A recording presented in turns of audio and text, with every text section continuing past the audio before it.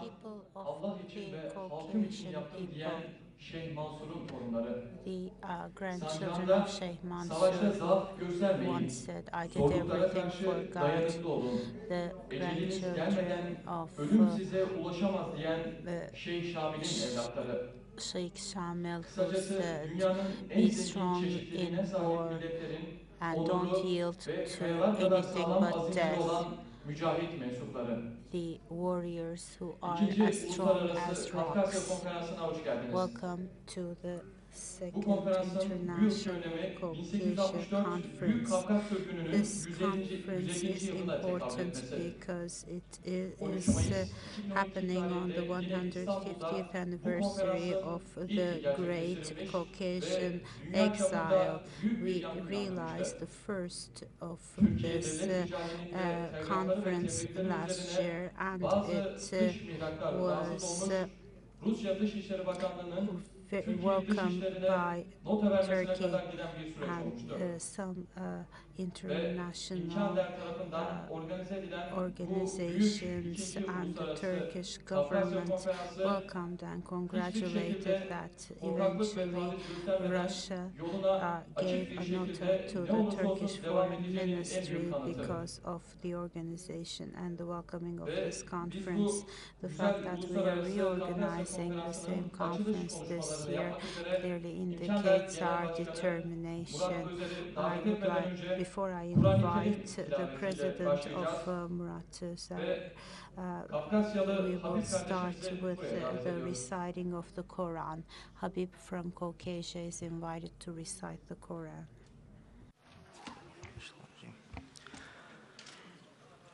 وقالوا كونوا هودا أو نصارى تهتدوا قل بل ملة إبراهيم حنيفا وما كان من المشركين. Reciting the Quran for us. This is from Baqarah, and it states as follows: in the name of God, the Great and the Merciful. They may tell you that be a Jew or a Christian to be rescued. Reply to them by stating that we are the descendants of Abraham. We only believe in the Quran. We also believe in all the prophets from Abraham to Moses to Jesus. We believe in all the prophets, and we are the Muslims who only yield to God. If they are believers like you, they will find the right path. If they turn away from you, this means they are in hostility. God hears and knows everything. After this, I would like to invite Murat Özer, the president of İMKANDER, for the opening remarks. Bismillahirrahmanirrahim. Allah'ın selamı, rahmeti ve bereketi, iman edenlerin, the mercy Allah yolunda and the çaba sarf compassion edenlerin, of Allah God yolunda cihad be edenlerin, on yolda the people bekleyenlerin who ve hicret believe edenlerin and üzerine olsun. walk the way Değerli of Müslümanlar, Allah. kıymetli misafirler, kıymetli hazirun. Ladies and gentlemen, 1864 distinguished Büyük Kafkasya participants, 150. yıl guests, dönümü. today is the Bu son derece 150th önemli bir anniversary tarihi of the Great olaydır. Caucasian Dünyada Exile. This is a very hiçbir halkın uğramadığı important kadar büyük bir haksızlığa ve incident. gerçek We anlamda have bir soykırım been denilebilecekse subject gerçek anlamda to bir soykırıma unfairness şahit olduğumuz to bir the andır. level of 21 Mayıs genuine 1864. Dünyadaki hiçbir halkın başına gelmeyen massacre işler and gelmiştir bu tarihte. genocide. We Bu had tarihten to itibaren face things that no dünyanın other farklı people bölgelerine Kafkas had to halkları dağılmak face zorunda in the kalmışlardır. world. The Çerkezler, Çeçenler, Caucasian İnguşlar, people had to go Avarlar, all Laklar, the Lezgiler, countries, the hatta Chechens, Lazlar, Müslüman Gürcüler, Laz, the Anadolu'ya, Muslim Anadolu önünde Georgians, dünyanın the farklı bölgelerine Ingush, ve Orta had Doğu'ya sürüldüler. to 21 Mayıs 1864 be günü displaced in many rahmetli parts of İmam the Şamil'in world, mainly in bir Anatolia. avuç askeri kalana kadar Imam Shamil direndikten sonra said artık that yapacak bir after şeyleri kalmadığı için ateşkes ilan resisting ettikleri with ve a Rus handful ordusunun, of Rus soldiers, generallerinin they had nothing else to do, so they bugün had to soykırımın başkenti announce a dediğimiz ceasefire, Soçi'ye and the gelerek Russian bir daha soldiers asla came to Kafkas Sochi, topraklarında and hiçbir they Müslümanın said yaşamayacağını that on ve Caucasian bütün Kafkasya territory they would topraklarının never bundan sonra allow a ebediyen single Rus Muslim toprağı olarak anymore, kabul and edildiği, from ilan then edildiği on gündür. they O announced günden all the itibaren Caucasian territory, the Çerkes Russian kavimlerinin pek çoğu, territory. From then mesela on, Ubukların tamamı, all the 100 bine yakın Caucasian Ubuk'un tamamı, clans, about Abzehler, 100,000 Şapsızlar, Ubuks, Abzes, bütün Çerkes Shasaks, kavimlerinin all the tamamı Anadolu'ya doğru Caucasians hicret etmek zorunda kaldı. had Bu to soykırımda migrate to insanların evleri Anatolia. tarumar edilmiş, During this meyveli ağaçları genocide, yakılmış, people's köyleri homes harap were edilmiş ruined, ve their 4 milyona yakın insan were göç etmek displaced, zorunda their bırakılmış. villages and Bu their soykırımda 500 bine yakın insanın fields hayatını were also kaybettiğini destroyed. About 500,000 people lost their bağımsız lives as a tarihçiler ifade result etmektedir. of this genocide. Neden bu This diğer bütün is milletlerin başına declared gelen by soykırımdan farklı bir independent şey diyorum? Çünkü historians. Birleşmiş Why am Milletler I verilerine telling you göre that this Birleşmiş is Milletler'in a soykırımla alakalı unique yaptığı kind tanıma göre of genocide? bir Because topluluğu, according to the bir UN grubu, definition bir of kısmına genocide, ya da bütününe genocide yönelik means bir daha o that topraklarda, when o toplulukların a ortada certain yaşayamayacakları portion or şartları an oluşturmak bir entire soykırım suçu olarak kabul of a edilir. population or an entire Fakat population Kafkasyalıların is exiled bırakın bir from daha o topraklarda a yaşayabilecekleri ya da herhangi bir territory yerde yaşayabilecekleri yaşam all şartlarının together. oluşturulması Kafkas This toprakları birkaç yıl constitutes a içerisinde yüz genocide binlerce Rus for askeri tarafından Caucasia. işgal edilmiş, In a few days' tamamen time, büyük bir etnik hundreds of temizlik yapılmış thousands of ve Russian insanların bir soldiers daha geri dönmelerine invaded imkan the bırakılmamış. territory. A Bugün biraz önce total saydığım ethnic kavimlerden cleansing was bazıları made, dünya and tarih they were sahnesinden never tamamıyla allowed silindiler. on Onların those kullandıkları soils diller again. tamamen dünya tarihi Most sahnesinden of silindiler. those Bu people lost dünyada their hiçbir culture toplumun başına and gelmeyecek religion. kadar büyük bir This felaket. Ve was Kafkas a halkları great Çeçeniyle, İnguşuyla, destruction, a Çerkeziyle, destruction that Dağıstalısıyla never bu büyük happened to soykırımı any yaşadı. other Şimdi bizim population. talebimiz All the 21 Mayıs Chechens, the 1864 gününü Dagestan, büyük felaket the yılı English, olarak they all dünya had to çevreleri tarafından, experience this. dünyaya yön veren devletler We tarafından ilan want edilmesi ve Kafkas this soykırımının day to tanınmasıdır. be recognized as the day of Değerli the misafirler, Caucasian genocide bizler by the international bugün ikincisini community. tertip ettiğimiz Uluslararası We Kafkasya are Konferansı'nı organizing 2012'de ilk defa the hayata geçirmeye başladığımızda second one of these açıkçası conferences. When we dünyadaki first bu kadar büyük started olabileceğini hiç de tahmin organizing the etmemiştik. conference in Çünkü 2012, 150 we yıldır never dünyanın farklı could yerlerinde imagine that Kafkasya'daki bu soykırım this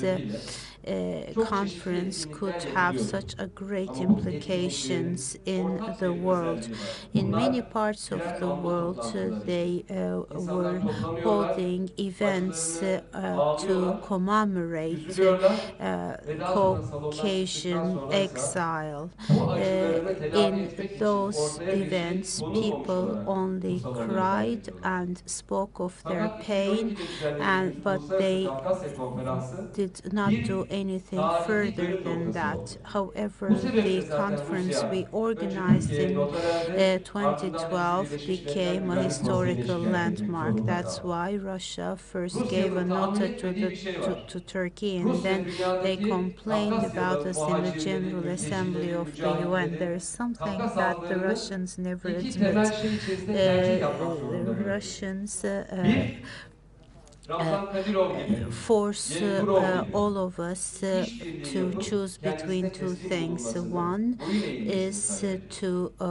yield and Bu şekilde obey, olanlar like da sorunu Ravsan olmadan Komarov yaşıyor. and Nabokov did. Yahut The people who diyor did ki that sizi can dünyada live with the marjinalize Russians ederim. without any Sizi dünyada problem, terörist or they olarak say, I tanıtırım. Siz marginalize you, hiçbir I will şekilde ses introduce you to the çıkartamazsınız. world as Ve bütün dünya terrorists. sizi kendi vatanını, kendi toprağını, kendi and namusunu, dinini they savunan insanlar olarak will değil, not gözü no dönmüş olarak longer teröristler olarak. be İşte bu Kavkas, acknowledged in the world as people Kafkasyalı looking Müslümanlara seeking şunu for their gösterdi. rights, but you Dünyadaki will be küresel acknowledged güçlere de şunu by gösterdi. the Hayır, international community Kafkasyalı as muhacirler terrorists. dünyanın However, farklı yerlerine göç when we etmiş olabilir. organized Bakın this bugün yanımızda conference, the whole Ürdünler, world saw the Tatarlar, following: the Caucasian Avusturya'dan, Belçika'dan, farklı warriors could ülkelerden mülteciler have var, muhacirler var. gone Sadece to many 1994 parts sonrasında of the world. 250 We binden have fazla with Çeçen us yurt dışına people dağılmış from durumda.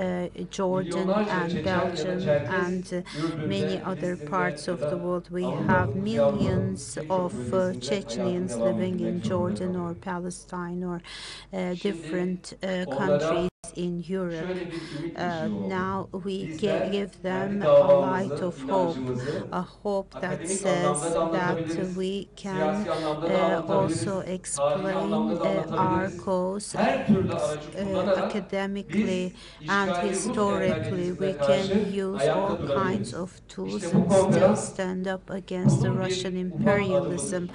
This Bu ufak conference adım is a small step inşallah Kafkas towards that. halklarının kendi This ortaya koymuş small oldukları step, iradeyle çok daha God ileri bir willing, noktaya ulaşacaktır. will take us Biz birinci to a more konferansımızın advanced sonunda level bir deklarasyon through our yayınlamıştık. strong Zaten will.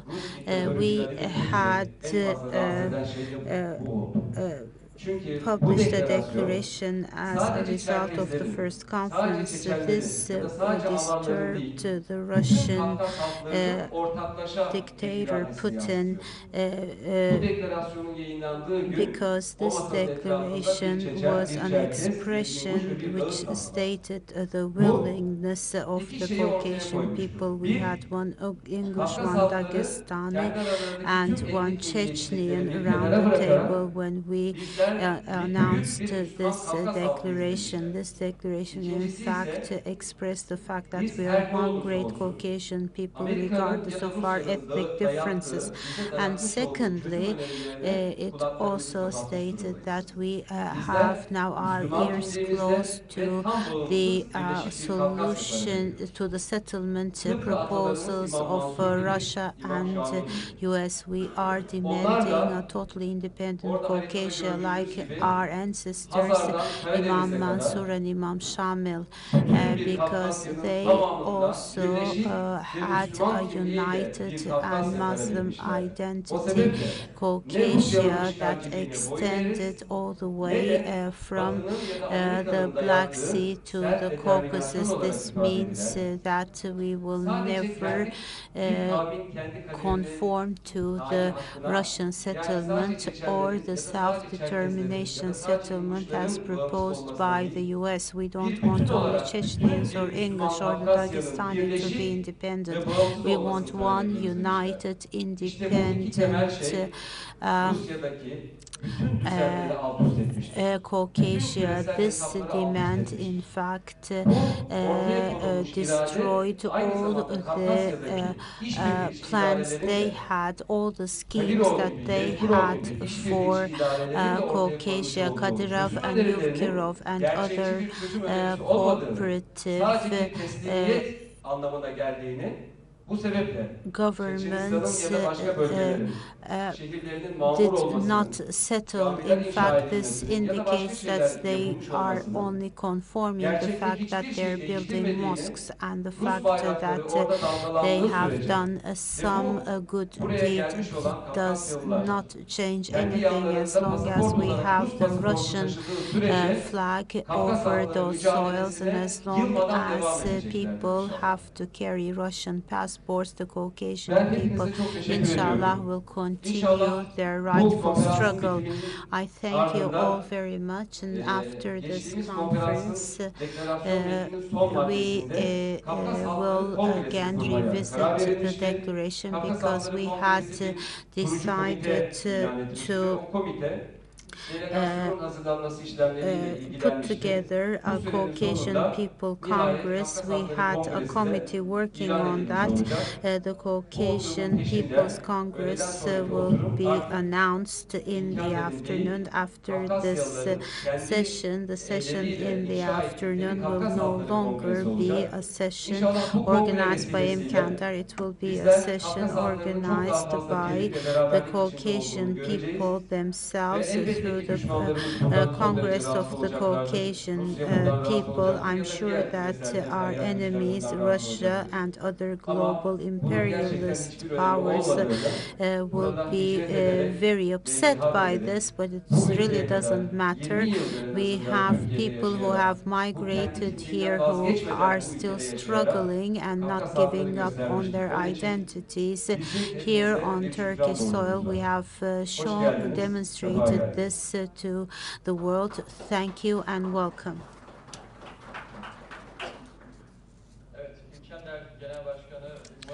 Murat Özer, İMKANDER's president, stated that this year is the 150th anniversary of the Great Caucasian Exile of 1864.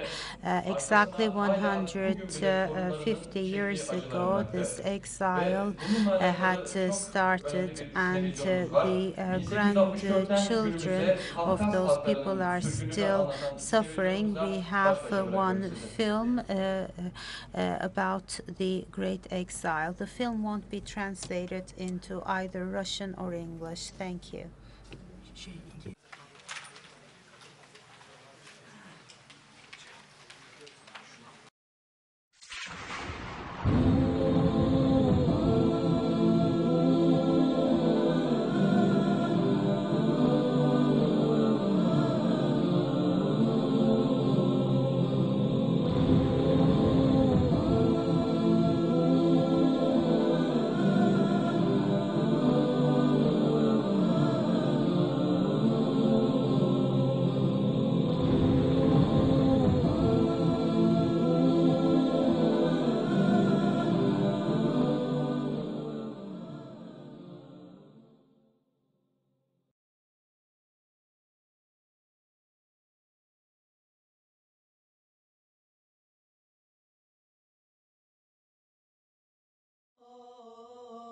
Bekle beni döneceğim, soğuk nefesimle soluyarak, titrek bedenimi yorarak, bekle beni döneceğim. Kartalları edindim rehber, dağlar olmuş önümde panzer, bin bir türlü varmış engel, bekle beni döneceğim. Durmayan zamana inat, kartal oldum açtım kanat, ya da bir kurt veya kırat, olsa önümde kıldan ince sırat, bekle beni döneceğim, bekle beni döneceğim.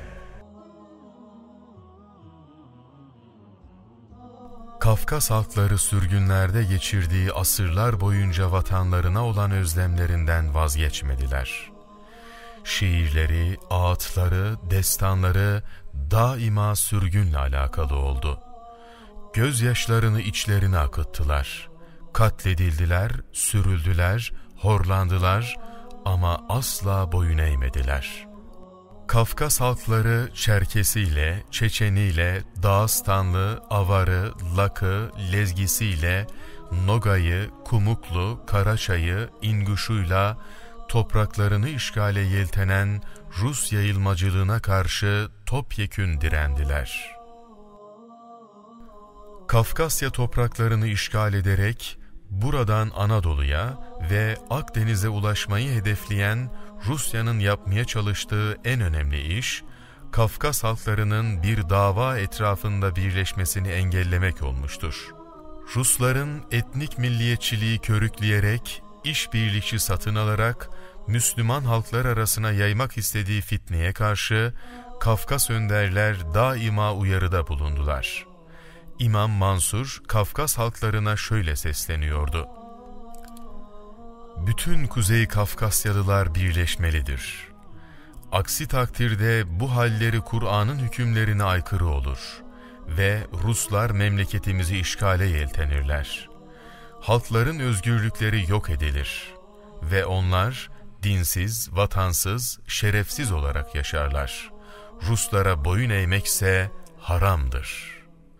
Sonunda İmam Mansur'un dediği gibi oldu ve Rus orduları binlerce askeriyle Kafkasya'yı işgale başladılar. Rusların işgal ordularına karşı ilk direniş bayrağını kaldıran Çeçen lider İmam Mansur oldu. Başlattığı ayaklanma dalga dalga tüm Kafkasya'ya yayıldı. Onun özgürlük çağrısına icabet eden Müslüman Kafkasyalılar, kibirli Rus ordularını bozguna uğrattılar. O, esir düşüp şehit edilene kadar geçen 14 sene boyunca kesintisiz olarak savaşmıştır. İmam Mansur'un dönemin Osmanlı padişahı 1. Abdülhamit'e yazdığı mektup, onun ruhundaki asaleti ve imanındaki kararlılığı anlatmaya en büyük delil olarak tarihe geçmiştir. Rus tarihçi Potto, Mansur, tüm Kafkas halklarını Ruslara karşı birleştiremese de, bunu ilk düşünen ve bu tutkusuyla sevilen, özgürlüğün ancak bu şekilde korunabileceğini söyleyen o olmuştur demektedir. İmam Mansur'un şehadetinden sonra Dağıstanlı İmam Gazi Muhammed Kafkas halklarına öncülük etti. Sonra İmam Hamzat ve İmam Şamil. Her biri Kafkas halklarının büyük imanının, özgürlük aşkının timsali olan bu şahsiyetler, Rus boyunduruğuna teslim olmayan tavırları ve asaletleriyle dünya tarihine isimlerini yazdırdılar. Bugün onlar, yeryüzündeki tüm vicdanlı insanlar ve Müslüman halklar tarafından övgüyle ve saygıyla anılıyorlar. Fakat işgal ordularının komutanları ve onlara ruhlarını satan işbirlikçilerin isimleri tarihten silindi gittiler.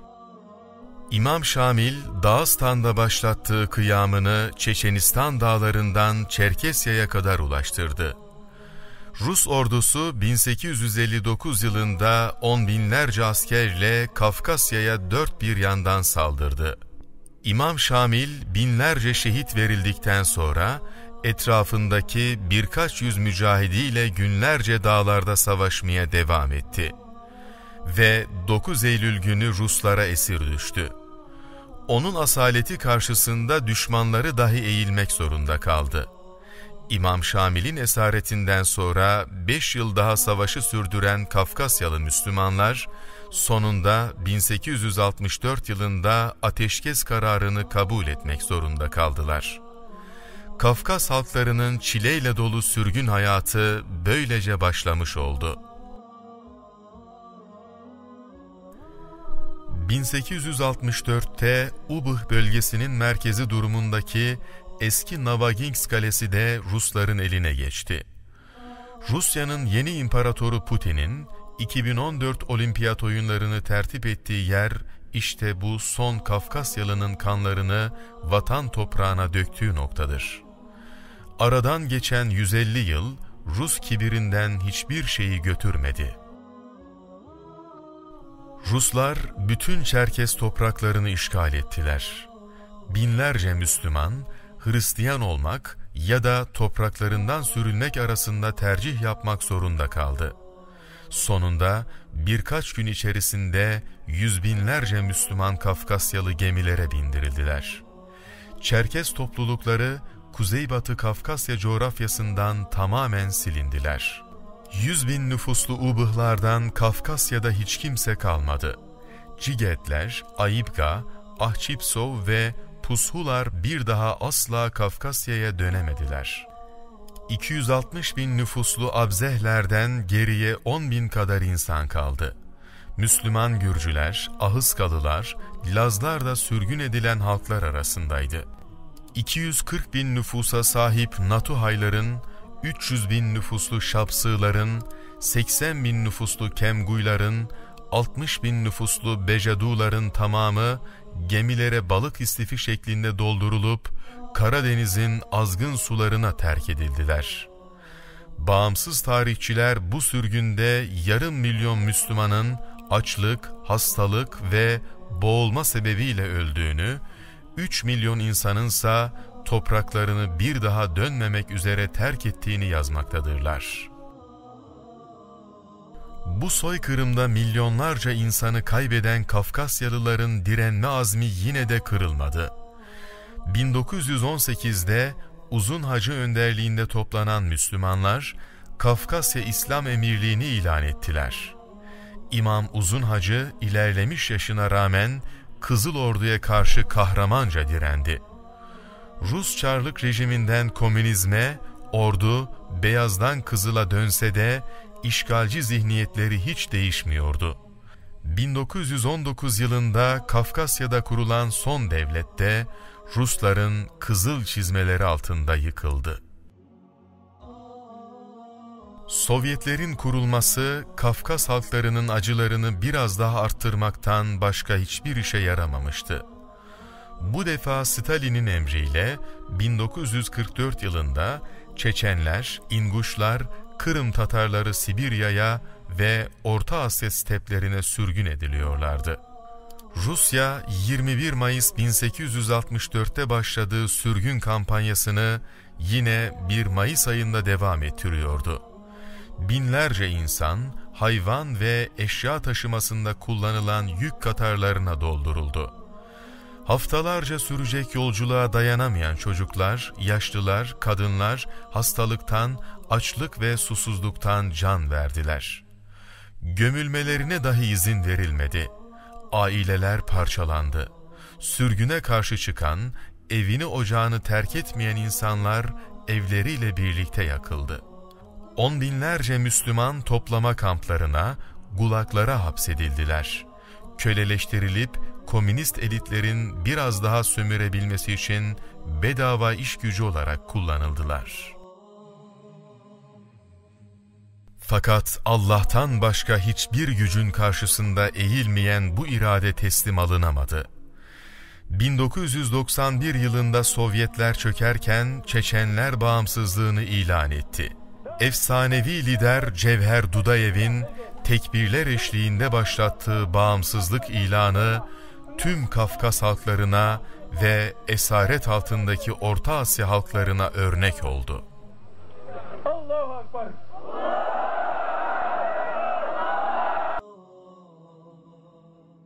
1994 yılında Rus ordusu 400 bin askerle Çeçenistan'a girdiğinde yine çelikten bir iradeyle karşılaştılar. 250 bin şehit, 300 bin mülteci verse de Çeçenler mücadele etmeye devam ettiler.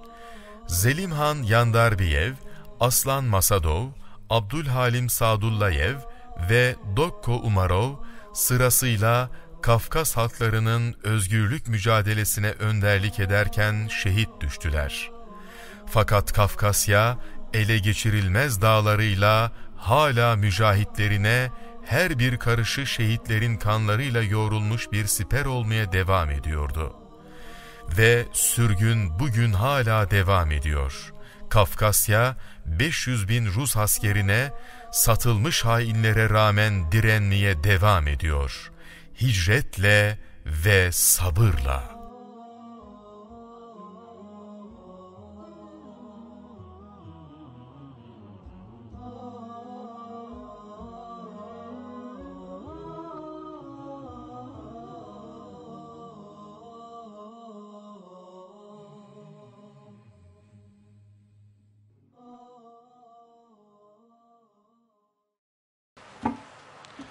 Kıymetli katılımcılar, Ladies and gentlemen, we continue the Second International Caucasia Conference. We have many telegrams for congratulating us, and some of the people who were invited were unable to attend due to their previous schedule. I do apologize for not being able to participate because of a previously selam ve of a sevgiler sunarım. previous plan. Profesör Doktor I Beşir thank you Atalay. very much and wish you the best of success, Professor Beşir Evet, Atalay. elimize halen ulaşan birçok telgraf var. We have Kısaca bunlardan many bahsetmek istiyorum. telegrams. Nazik davetiniz için teşekkür I'd like to ederim. thank you Yoğun for programım your nedeniyle very kind Uluslararası Kafkasya invitation. Because Konferansı'na of my very katılamayacağımı busy schedule, üzüntüyle I won't bildirir. be Tüm able katılımcılara to attend selamlarımı the sunarım. conference, Mesajını and I üşüterek wish olarak the best okudum. to all the Hayati Yazıcı, participants. İdris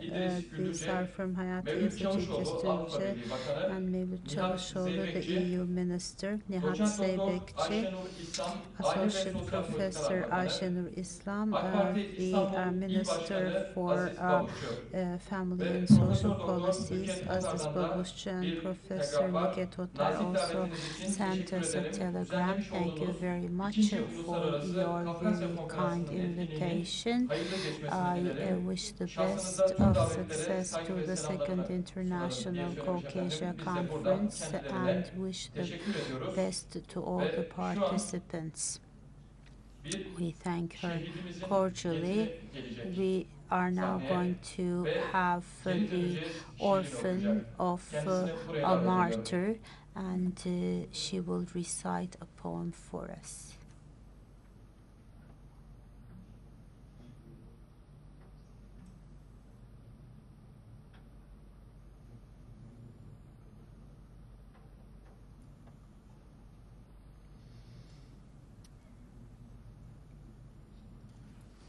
Вернемся тем, кто не хотел, чтобы мы вернулись. Когда мы вернемся, а мы все вернемся. When we come back, and we will certainly come back, we will reunite one day, and we will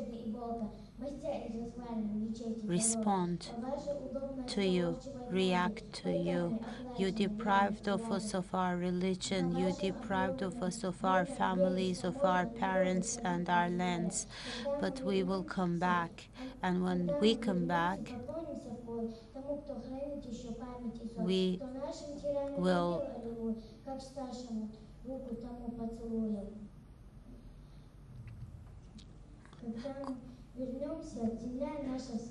make sure that people who support us in our struggle receive our welcome, and then all the waters that flow will go back to their sources, and then we will wipe away our tears and the tears of those who we left behind.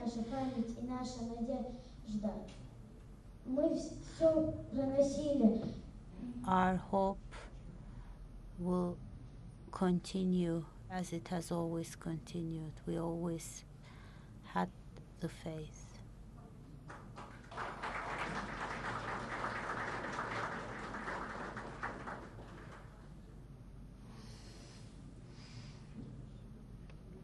Evet, şehidimizin yetimi İman kardeşimize çok teşekkür İman, ediyoruz okuduğu şiir için. Thank you very Ve much for 150. this yılında poem. Büyük Kafkas She is an Sürgünü orphan of a başlıklı martyr. 2. Uluslararası Kafkasya Konferansı'nın sunumlarını yapmak üzere katılımcılarımızı davet edeceğim. İlk olarak Muhammed Kutlusi vardı Katar'dan, fakat uçağındaki speakers. We had Mohammed beklenmeyen Kutlusi gözlem from nedeniyle Qatar yerine because Katar'dan of an Ahmet unexpected El-Havari delay on his katılacak ve flight. kendisini masaya Ahmet davet Havari ediyorum. from Qatar Kendisi Rusya'nın will Kafkasya'daki işgal ve participate terör on his politikaları behalf. sunumunu He yapacak. is going to present to us Belçika'dan the invasion Danibek and terror Elikhanov policies of aramızda. Russia in Caucasia. We have Büyük Kafkas Danibek Sürgünü'nün Elikhanov from sonuçları ve Belgium. soykırım He adlı will sunumunu yapmak üzere discuss the kendisini davet consequences ediyorum. of the Great Caucasian Exile and Ürdün'den Doktor Usame El-Şişani, genocide. We have Rus Dr. işgalinin Usame bir sonucu Al-Shishani olarak from asimilasyon Jordan, ve and he is kültürel going bozulma to sunumunu yapacaklar. discuss Kendisini davet ediyorum. assimilation and cultural degeneration as Ve a result Gürcistan'dan of the Russian Gela Kamanadze, invasion in Rusya'nın Caucasia, and Kafkasya'daki we have Gela yayılmacılığında yeni Kamahaze eğilimler from sunumunu yapacak. Gürcistan Kendisini davet ediyorum. to discuss the new trends in Russia's expansionism in the Caucasus. oturum başkanlığını yapmak üzere I Finlandiya'dan would like to parlamenter Michael invite Storr'u davet Michael ediyorum. Storr, MP from Finland, to moderate the session.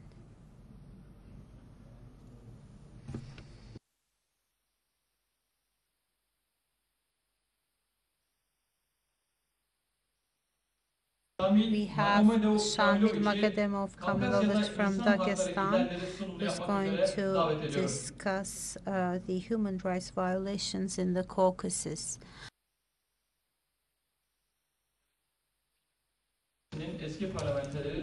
We have Mikhail Storchov, the former MP from Finland. I would like to welcome you to make your first presentation and moderate the session. You have the floor, sir.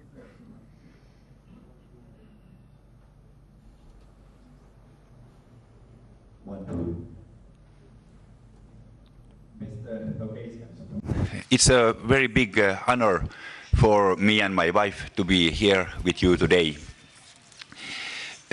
I'm sure that this International Caucasian Conference will go to history as a successful attempt to unite the Caucasian peoples.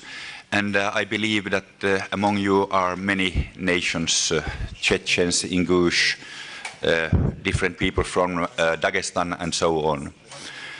And as we learned from the film that we saw here a moment ago, it's a very old truth that every single people of the Caucasian is too small to stand up against the big enemy from the north. But united, you can do it. And I want to remind you that I come from far away from Finland, but at the day 150 years ago, Finland was also a part of the Russian Empire. But we succeeded, my grandparents' generation succeeded to make our country free and independent. And that is something that I hope and I would say that I know that you are able to do in future also in North Caucasus. But today we will handle very many topics regarding to this Circassian exile, the end of the Great Caucasian War or the Great Gatsavat. And the first speaker today, Mr. Mohammed Kudusi from Qatar, has had some problems to arrive here. So his speech, he has sent it here, and it will be read by some other person here. Okay. Okay, I give the word to you. بسم الله الرحمن الرحيم الحمد لله رب العالمين والصلاة والسلام على المبعوث رحمة للعالمين سيدنا ومولانا محمد صلوات ربي وسلامه عليه أيها الجمع الكريم السلام عليكم ورحمة الله وبركاته. يسعدني أن أكون بينكم لكي أمثل أخي وصديقي وحبيبي الأستاذ محمد القدوسي الذي يهديكم السلام. يا ريت بتصير دواس. It is an honor for me to be here. كانت لأخي وصديقي كلمة.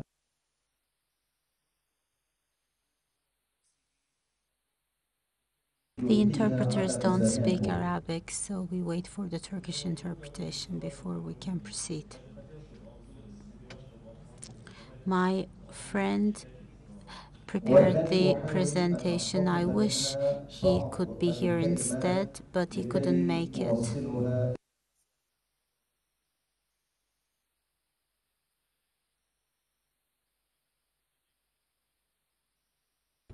I will replace him and try to make the presentation on his behalf.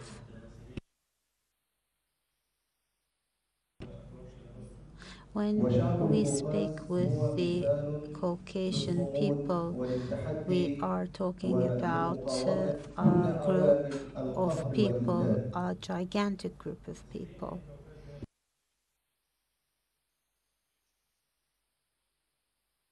The people of Caucasia are role models for the people from other countries and other parts of the world. For 150 years, the people of Caucasia are struggling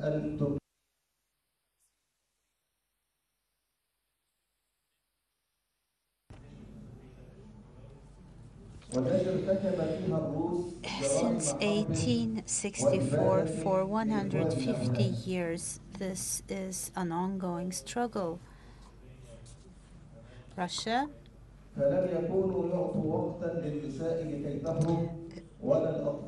has committed horrendous offenses against the people of Caucasia. They have assaulted our children and our people. They killed them, massacred them. This violence is in fact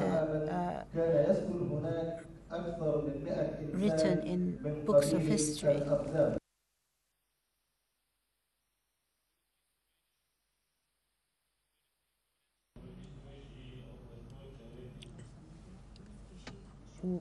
There were 100 different peoples on the Suez River. That's how the history books define us. However, those people were surrendered to the Russians, and once they were surrendered, they started to be massacred by them, and there were also pregnant women amongst those people. They killed them too.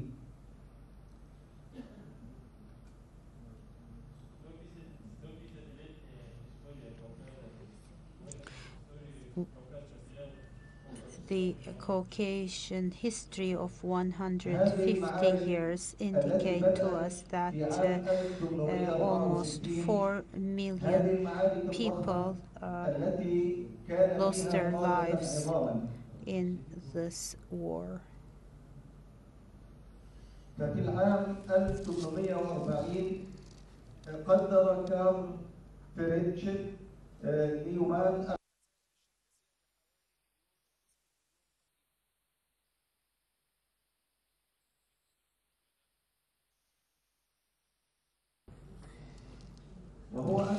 in 1840s.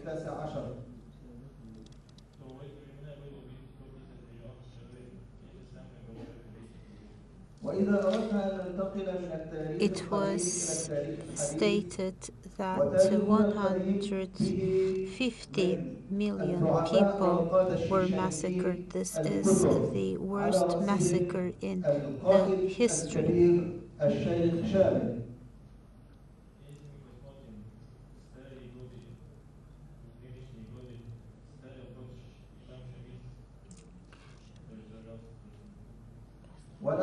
Imam Shamil is one of the heroes who fought against the Russians. عندما وصف المقاومة الشيشانية بأنها كانت تقاوم القيصر مقاومة مشروعة.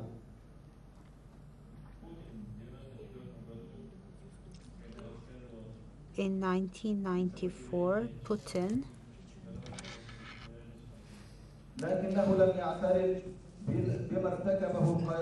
were defining how the Chechens were fighting, and he described them as follows: Chechens are very good warriors, but he did not admit that Russia was offending.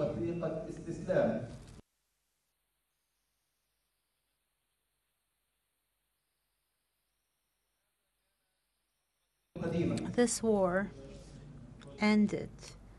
Let's see how it ended. ولم يتوقف Russia الروس lost. عند قتل النساء والأطفال والعزل.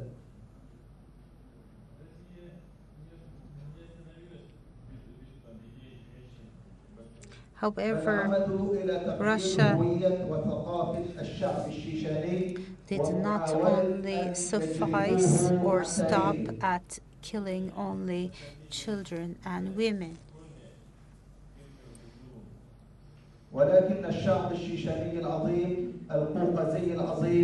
They wanted to destroy our culture altogether.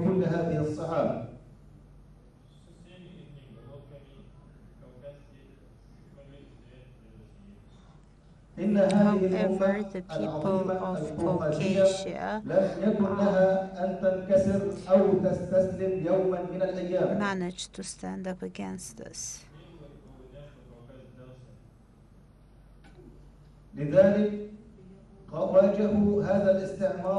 Every single day, the Caucasian people fought, and they never surrendered to defeat.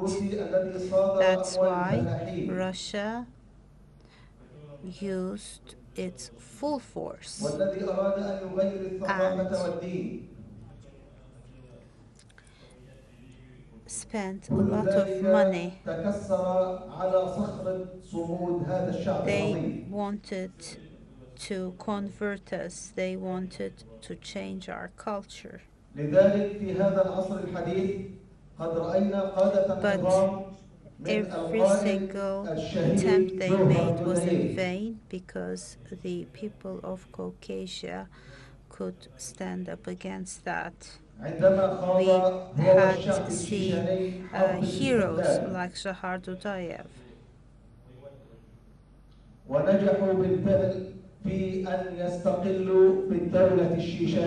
That was when the war had started. And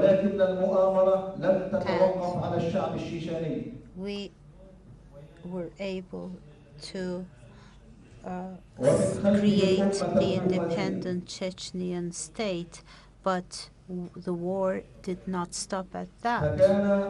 جهاد الشعب الشيشاني لكي يسترد حريته ويسترد كرامته.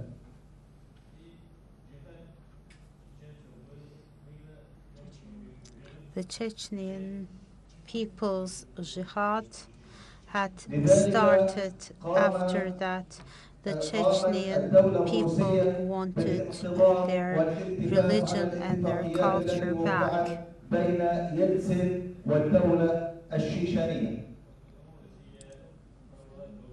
That's why Russia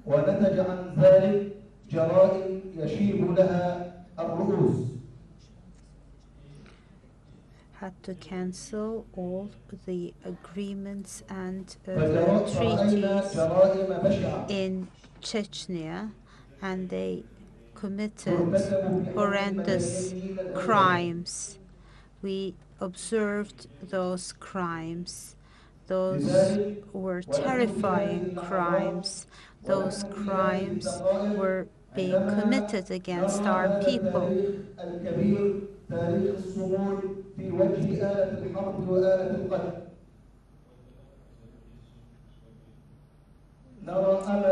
That's why we united.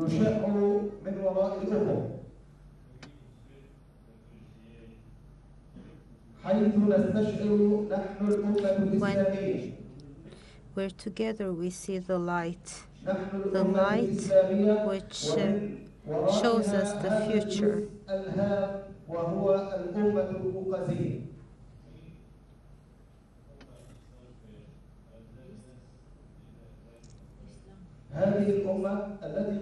We are Muslims. The Muslim community is supporting us.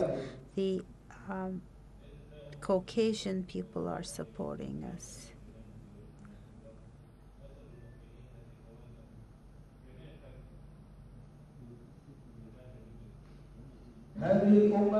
We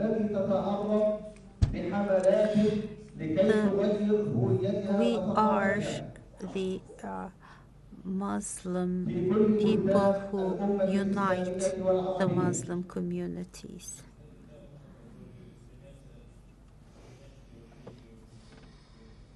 We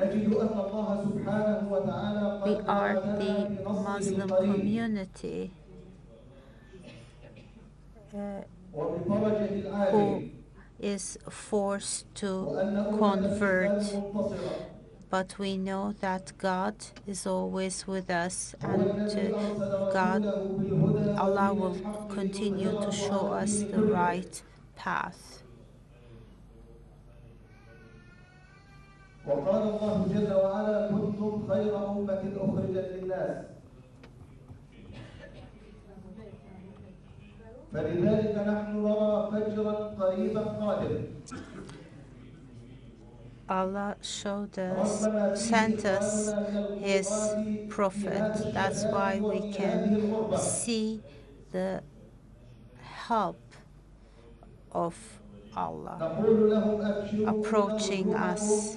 Our brothers and sisters in Caucasia are now suffering, but despite all their challenges, we always tell them to not lose hope, because help is going to come to them soon, and with the blessing of God, you will win and your countries will be liberated. You will certainly continue to receive help from God, but you need to be patient.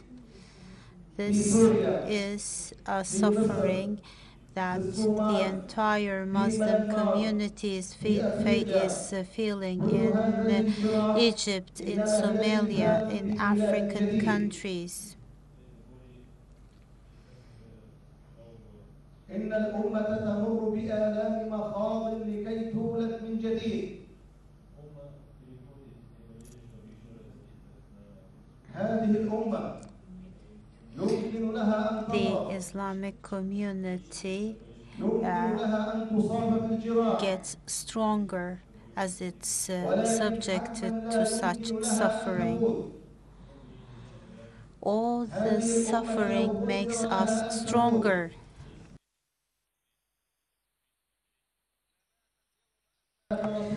We will never be destroyed. If our fate was to be destroyed, we would have been destroyed with our Prophet as the Islamic community.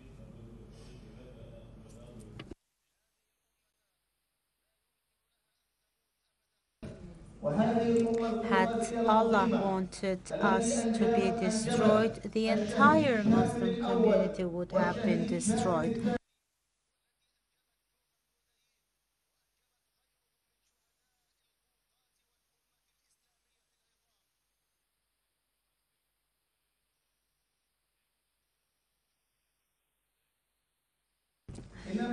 The Caucasian community, our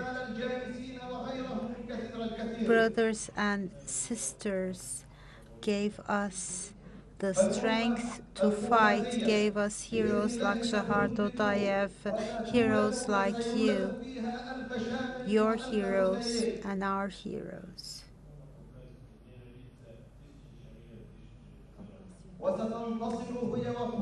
The community of Caucasia has the potential to give us thousands of heroes like Shahar Dodayev, and they will also help the Arab countries.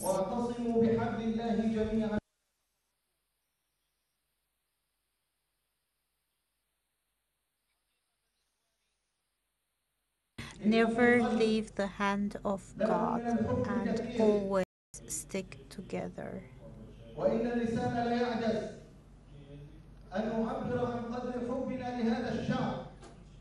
In our hearts, There is a great love for you.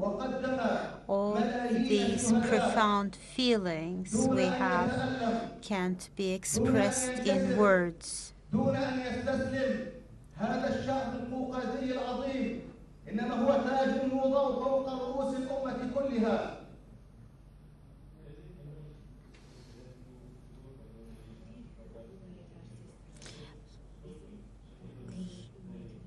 Words fall short to describe the profound love and respect we have for the people of Caucasia.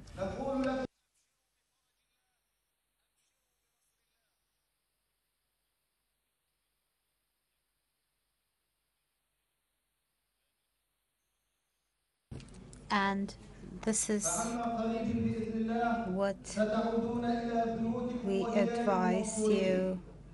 Never leave the love of God despite all the suffering. Allah is with you.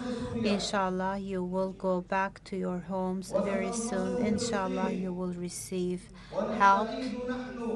Syria, Palestine, and all other Muslim communities are ready to help you.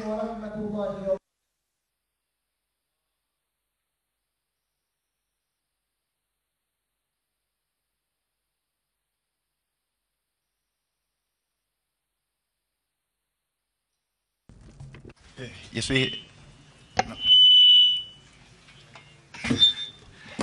we thank you for this speech. It presented us a lot of facts about genocides, humanitarian catastrophes, exiles, deportations, what has been a result of this war that ended 150 years ago. There's one small view that I would like to add to this presentation. By killing all these millions of people, the invader wanted to make room for their own people in the areas that were inhabited by Caucasian peoples during several centuries. And to some extent they achieved what they wanted. But it has changed very significantly during the last 50 years.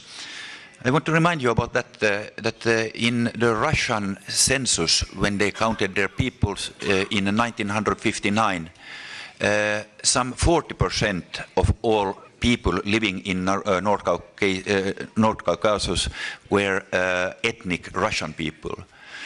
But during the last 50 years, the situation has changed. It is only some 10% ethnic Russians anymore in North Caucasus. And this is, I think, a very clear sign what will happen, that we are already very close to see the end of this colonialism that has been prevailing in this area during the last 150 years. But now we shall go forward in the program, and the next speaker is Danilbek Edilhanov from Belgium. The floor is yours.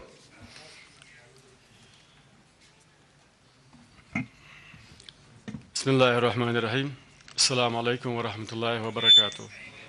Я хочу поприветствовать всех делегатов и участников, которые собрались сегодня. I would like to greet each and every one of you with respect, distinguished guests and participants. Today I would like to give you a brief information about the exile. I will talk about the methods and the scenarios that the Russians used to realize this exile against our peoples. There is a word that you all very well know, but I will repeat it. At 390 before Christ, Rome was created, and as a result, a certain sum of money was asked in return, in gold.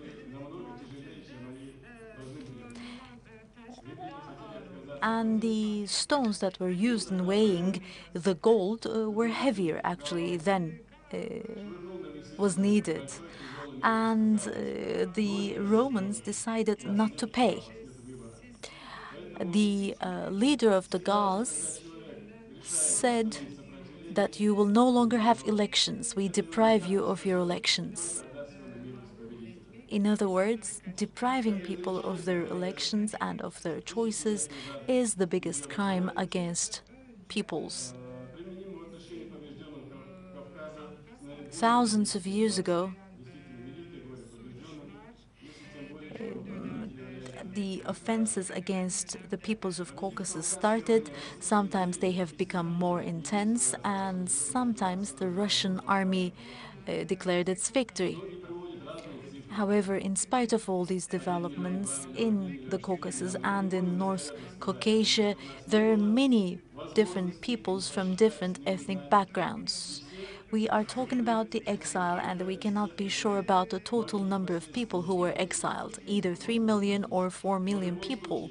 We cannot give you an exact number because our archives have disappeared, and there's no document that can give us a real number, an exact figure. However, a very significant part of the Caucasus staged killings and other atrocities. We have heard of crimes against the Muslim Ummah, the religious community. There was no single ethnic group that could save itself from this struggle. This war was ongoing in 1864, and it was very intense in the following 2 or 3 decades. Our ancestors said that they could not live together. If we cannot live together, then we have to struggle.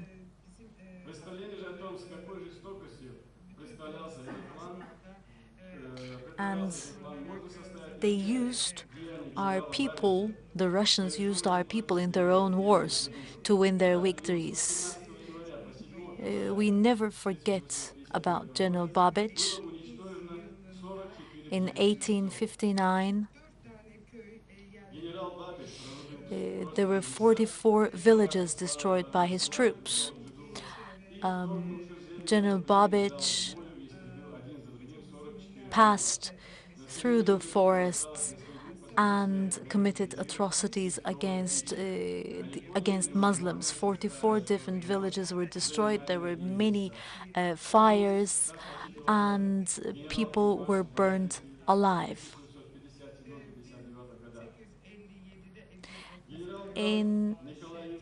These atrocities took place between 1857 and 1859, but this is not all. A historian says that the people of Caucasus can only survive through struggle. Otherwise, they would cease to exist. The Russian Tsar once said the following: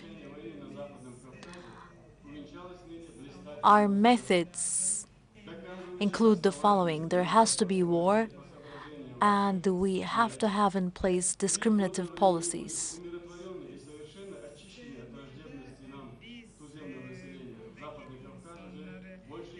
In only 3 years' time, we could eradicate the people in this region, and the remaining people will serve us. Of course, reaching their objectives for the Russians, these objectives for the Russians could only be realized through genocide. They had at the same time stated that they wanted peace. In Caucasus, in the Red Plain,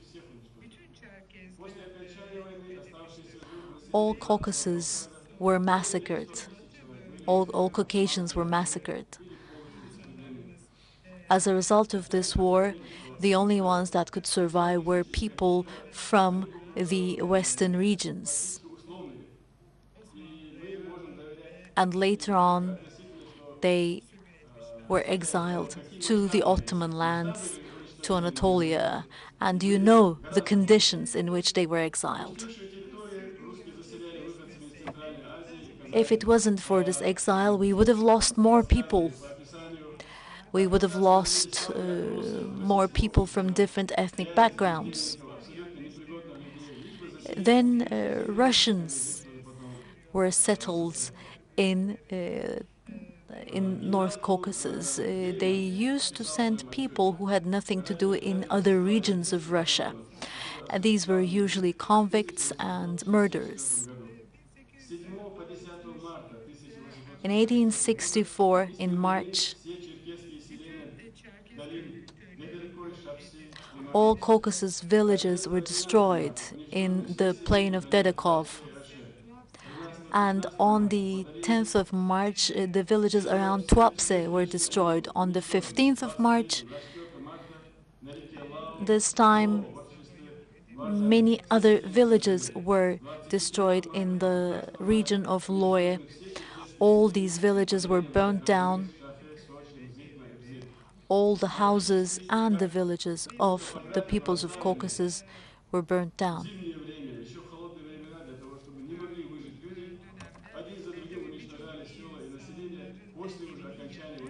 At that time, many houses were burnt down, so people who stayed had to die as well. They were killed. And March is, of course, a very cold month in Caucasus. That is why those people who were left without homes would freeze to death. Later on, many Russians from different parts of Russia were sent to settle in these areas. Even the graves of Muslims were destroyed back then.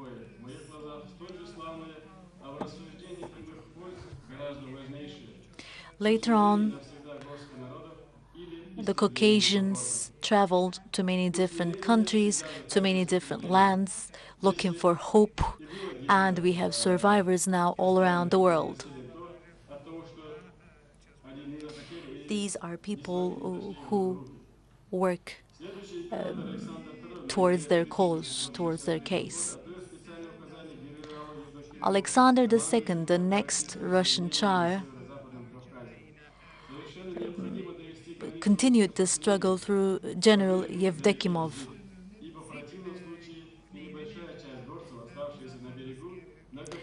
He said that he had to extend the Russian borders all the way to the Zik River and send away the Caucasians that are still left in the area, which means that other peoples of the Caucasus could not leave the region because the exile was over as well. All this region from River Labo to Tuana, to Kuana, to Tuapse, all this region was inhabited by Caucasians back in time. However, all the villages, all buildings were destroyed. They were all burnt down.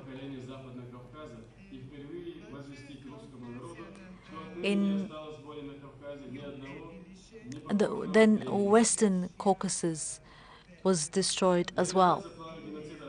And this meant that people who used to live in that area and who did not want to surrender to the Russians lost their lives. Of course, people were not only killed, they were tested with famine. They had to live through famine, they had to live through diseases, and some people lost their lives through these diseases or famine. Many Caucasians lost their lives due to starvation or diseases in these regions because they had no other opportunities. They could not cultivate because their land was taken away from them. As I said before, 44 different villages were destroyed, and this happened in winter months. And the civilians, that is, people who had no experience in war, were deprived of their villages. Yanukov, the Russian historian, said the following: the war was very bloody, it was vicious, and the real purpose in this war was to kill every last one of them. Hundreds of villages were burnt down,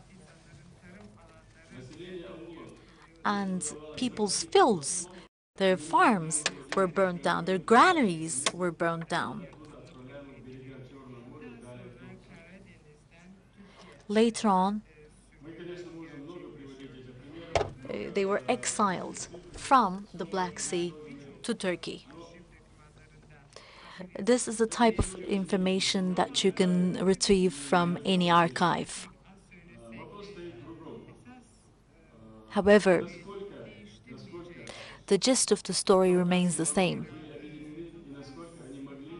no matter how long or how short we speak. Because the peoples of the Caucasus, back in that time, how could they fight this kind of a violence? When we look into the history, we see that in each clan, in each ethnic minority, there were only a tiny group of people who could struggle or who could fight against the Russians, who could serve as soldiers in the war, because most of the people were just civilians. They were farmers. Ingushetia, Abkhazia, Chechnya, and many other regions were regions where there was ongoing struggle and war, and even after 1864. However, we have to know for sure that we have to emphasize unity in all matters. We have to leave aside our ethnic background, our ethnic identity, and we have to fight as one single ummah. There were many different reasons in the First War and the Second War in Chechnya. And there were different reasons why Russians came out as victors in these two wars. As you very well know, the Russians had chosen Islam and Muslims as enemies. So their purpose was to cleanse the Caucasus off of Muslims. So the crimes that were committed in the Caucasus are better known by Russians themselves. And there will come the day when they will have to pay the price. They know this as well.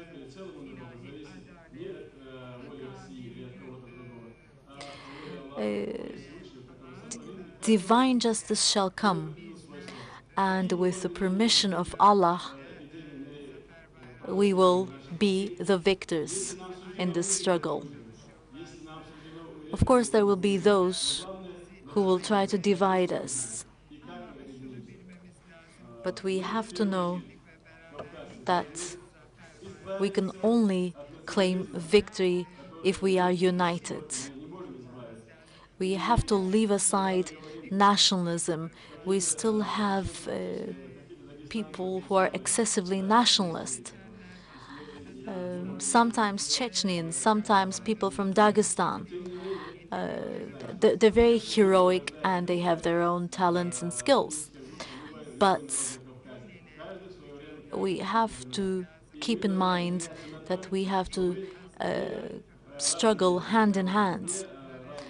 Well, there will be times when different clans or different tribes, different ethnic minorities will win smaller victories. However, if Adigay, for example, is a hero, then he must be a hero for all of us. If we are not aware of all these facts, this genocide against us will continue. Thank you very much for your attention. Yeah. Thank you, Daniel Beck, for this interesting speech. You spoke quite a lot about the genocide. Yes, thank you for this speech. It was interesting.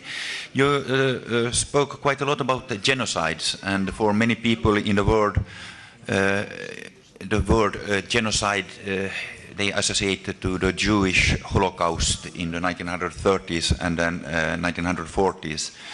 But in fact, already this Ukrainian Holodomor, the genocide upon the Ukrainian people, killed more people, more Ukrainians than the Holocaust killed people.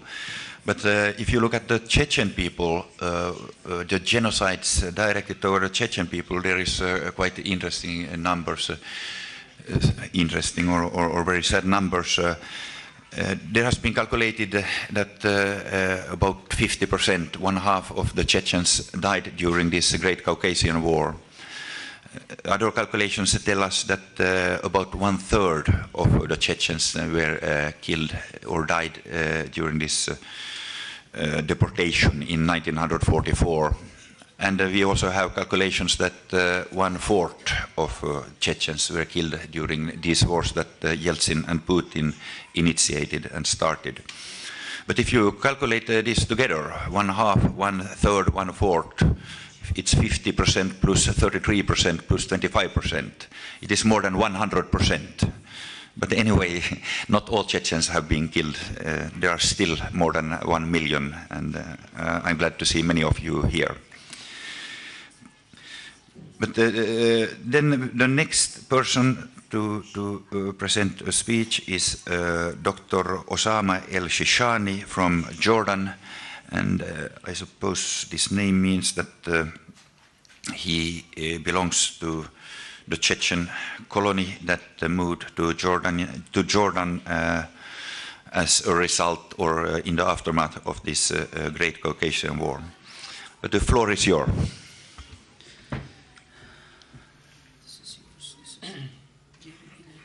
Okay. It's okay if it's... بسم الله والصلاة والسلام على رسول الله الحمد لله الذي أنعم علينا نعمة الإسلام. Thank you very much all before, because they are talking about people who have genocides in last 150 years.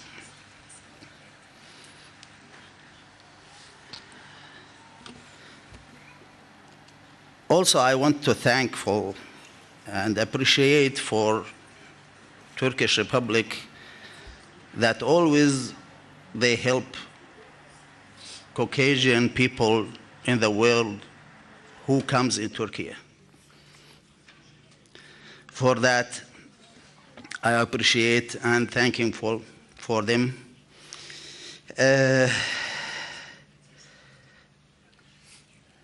Already, I have many papers and many researches which I have here to say about all Caucasian people and their genocides. But really, our brothers from Egypt and all of who will talk here, I know that they didn't know and they didn't tasted pain better than me.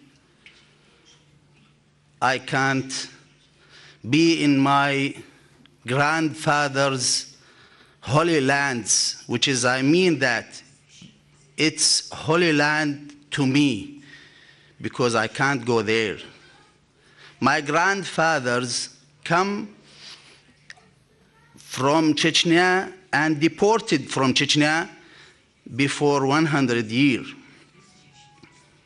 They have and they taste very big pain.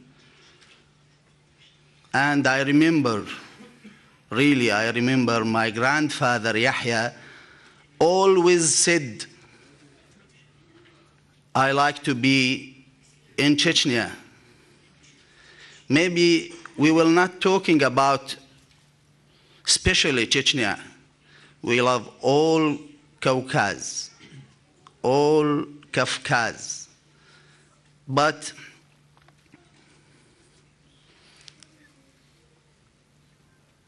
in the history of Caucasus, also very big moments, which is I am proud that I am Chechen, because we have many leaders already gone, but they are in our hearts. We will remember them. They do their best, but they are going, and inshallah we will meet them in the paradise.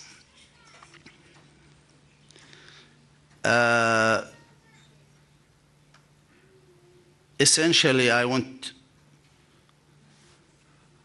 to pay your attention that I have very big pain from Russian genocide for our people in Caucasian area. They are always, until now, taking that part, which is black part in my heart, and all people who knows the taste of pain, of deport from their grandfathers' lands. We hope to be in our lands. That's not mean that other lands is not good, but it's not much better than our land. I am the fourth generation from Jordan, which is deported to Jordan. Until now, I hope to be in grandfather's lands, and I want to be in my home. I called it my home. It's always my home. And for my father, always his home. For grandfather, always that. They already gone, they are died, and they didn't forget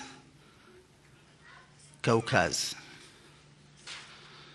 If I want to talk about genocides, it will not in 20 minutes.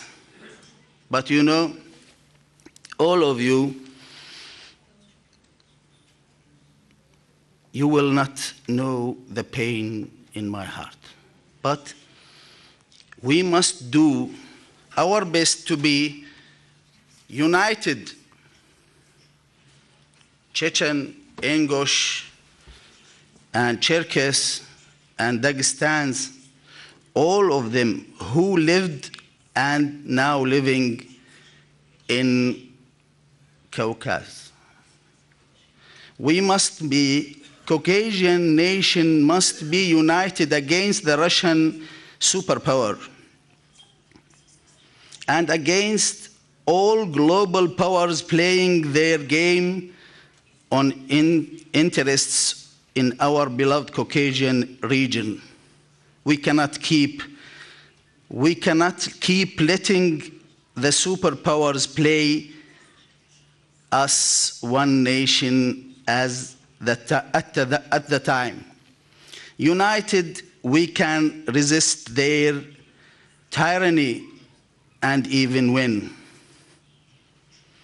but we must play it smart. We still have the strong and unbreakable spirits our passed onto us. So, brothers, sisters, I have many papers and I wrote some things and I prepared many of pictures, but it's better if I said without this.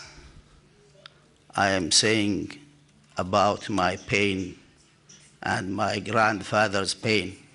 Thank you very much to all before, and if you don't mind, I have also good friend from Syria, but if they don't mind, Mr. Murad and all of them, it's not in the program, but he asked me to talk. If you don't mind, Mr. He can talk and I can give him my time. It's okay? Engineer Mustafa from Syria want to talk about Chechen and Caucasus. Thank you very much.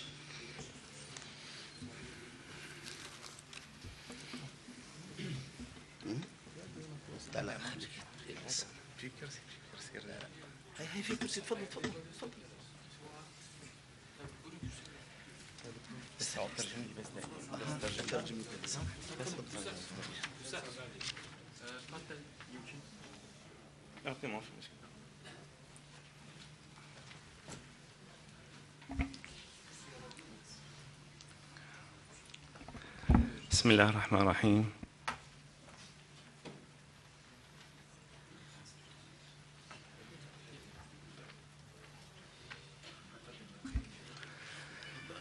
بسم الله الرحمن الرحيم. السلام عليكم ورحمة الله وبركاته. هناك رابط أساسي جمعنا في هذا الجمع الكريم. الرابط الأساسي هو العقيدة، طبعا والعقيدة الصحيحة. سأعود تاريخيا لفترة بسيطة. أنا سأتكلم بإيجاز، جدا بإيجاز. العثمانيون سادوا الأرض من النمسا وأقاصي النمسا إلى جنوب إيران وحدود باكستان بعنصر. الأيوبيون أو الأكراد سادوا الأرض وكان لهم الغلبة وكان لهم القوة في تحرير القدس من أيدي الصليبيين بعنصر أساسي. العرب سادوا الأرض. Interpreters don't speak Arabic, so we need interpretation into either Russian or Turkish before we can proceed. Thank you. هي عقيدة الإسلام وهي العقيدة الصحيحة. نفس الشيء الآن على أرض سوريا. То, что нас соединило здесь и собрало, это есть... I would like to state that it's our faith which brought us together here. It's our religion which unites us.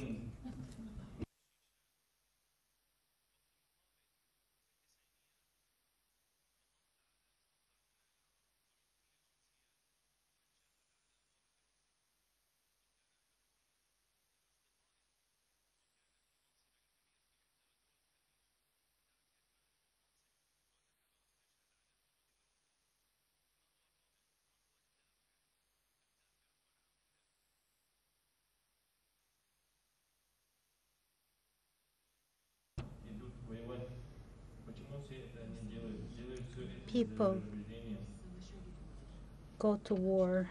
Why? They go to war for their beliefs, for their faiths.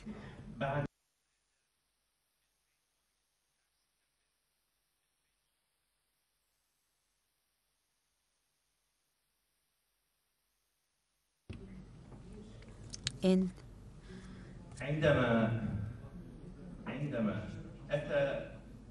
this list, I wanted to put together all the figures until 2001.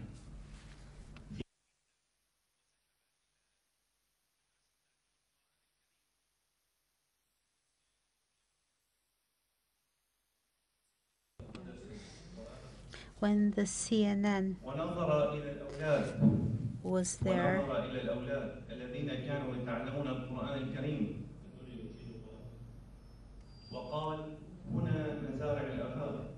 they saw that there was a Quranic school there. And then they said, this is the school where they are training the terrorists.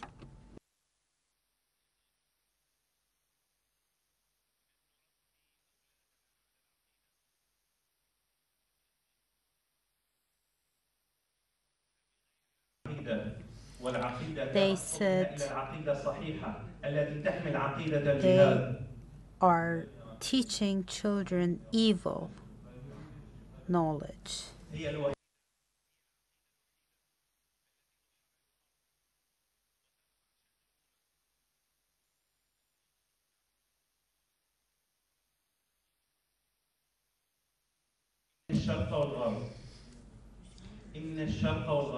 But our religion, our faith, which unites the Muslim communities, will always make us win. We will win thanks to our faith. Why don't the Americans or the Russians fight with us? It's because of our faith. This is the most important thing for the Muslim. قسم كان اهتمامه البالغ إلى حد المبالغة في التجارة وجمع المال.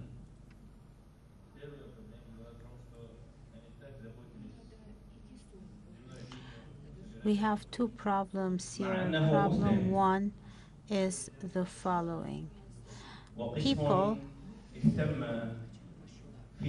were fighting for more property.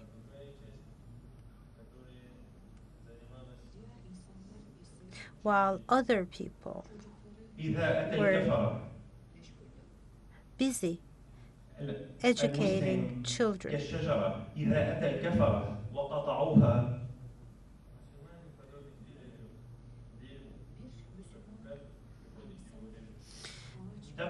A Muslim is like a tree.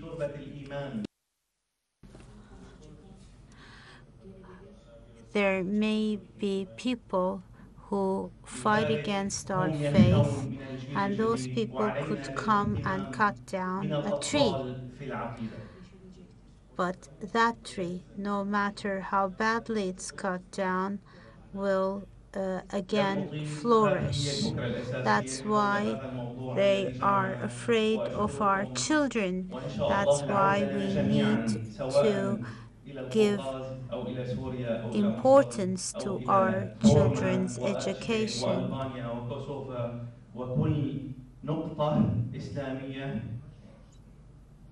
تسيل عليها الدماء.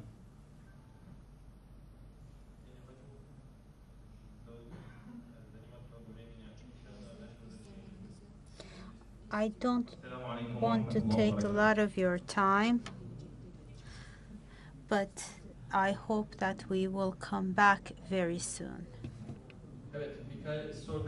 Thank you. Before I give the floor to Mikhail Sorgov, I would like to announce some very important guests. Rıdvan Kaya, president of Özgür Dar, is here.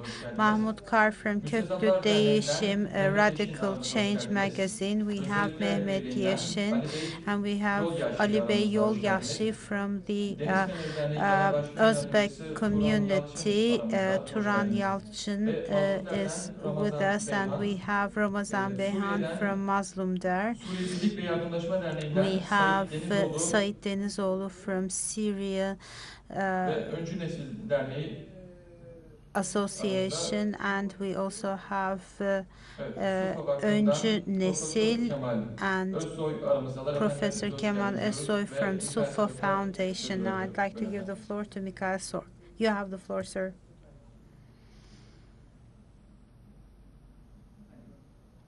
Sir, you have the floor. It works again. Thank you for these interesting greetings from Jordan and Syria. And somehow, when I listen to these speeches, the about unification and faith, and this is the idea. What is the problem? Is it from this? Yeah, now, sorry. Yes, the keywords of these speeches were about to unite and the common faith. And this is the basis how Sheikh Mansour gathered people in the 18th century to get all Caucasian peoples having the same faith to fight together, and then there would be a chance to win. And this was the idea of Imam Shamil in the 19th century.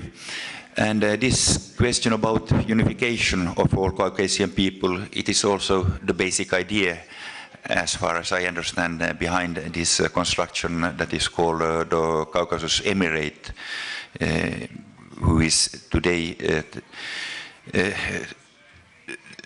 doing the biggest efforts in keeping up the fight and to win the battle of North Caucasus.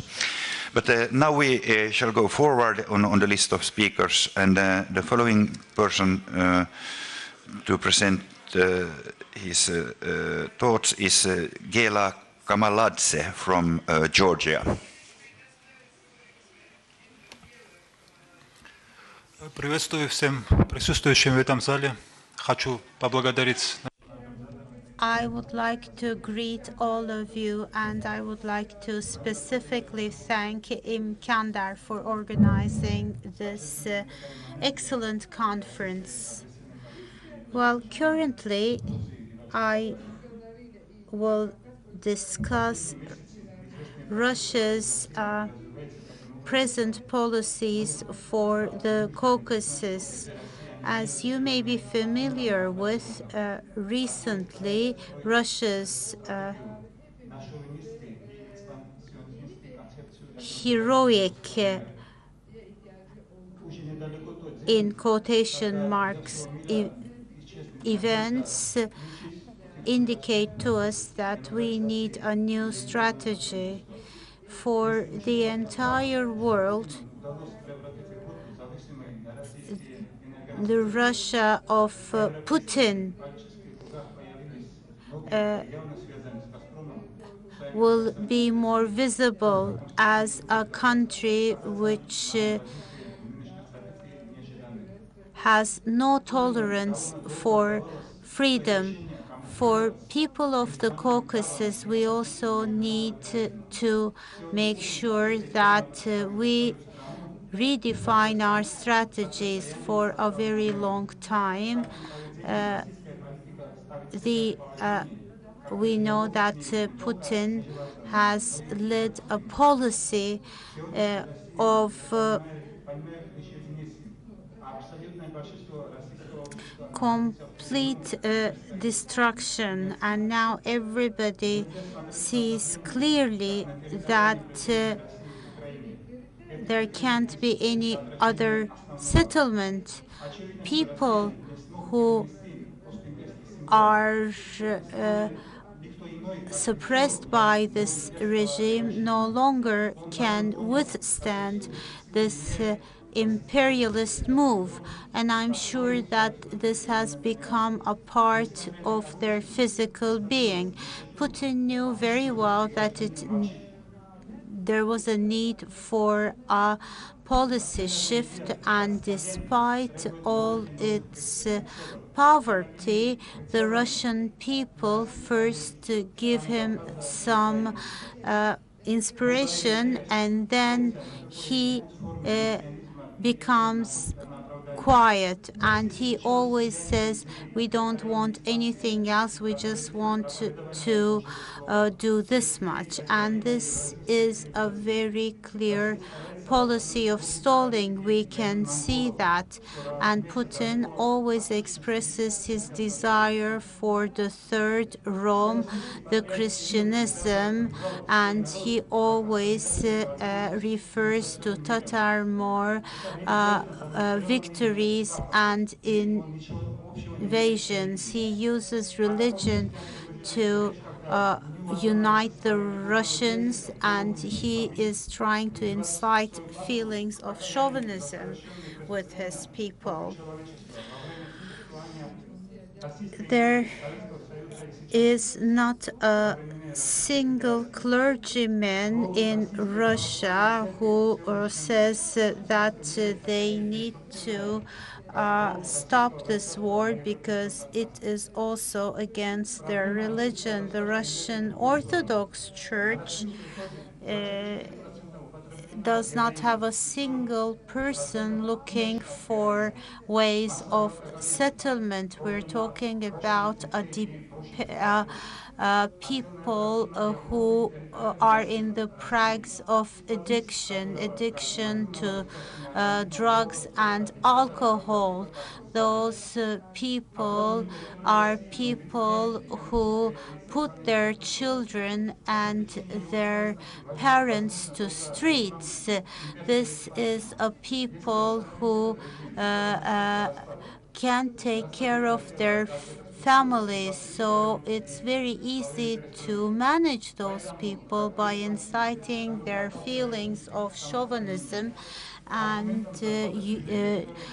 keep them together by giving them some inspiration through their religion. Putin has a perfect understanding and notion in doing that. But this imperialist regime can't be sustained for a long time because they have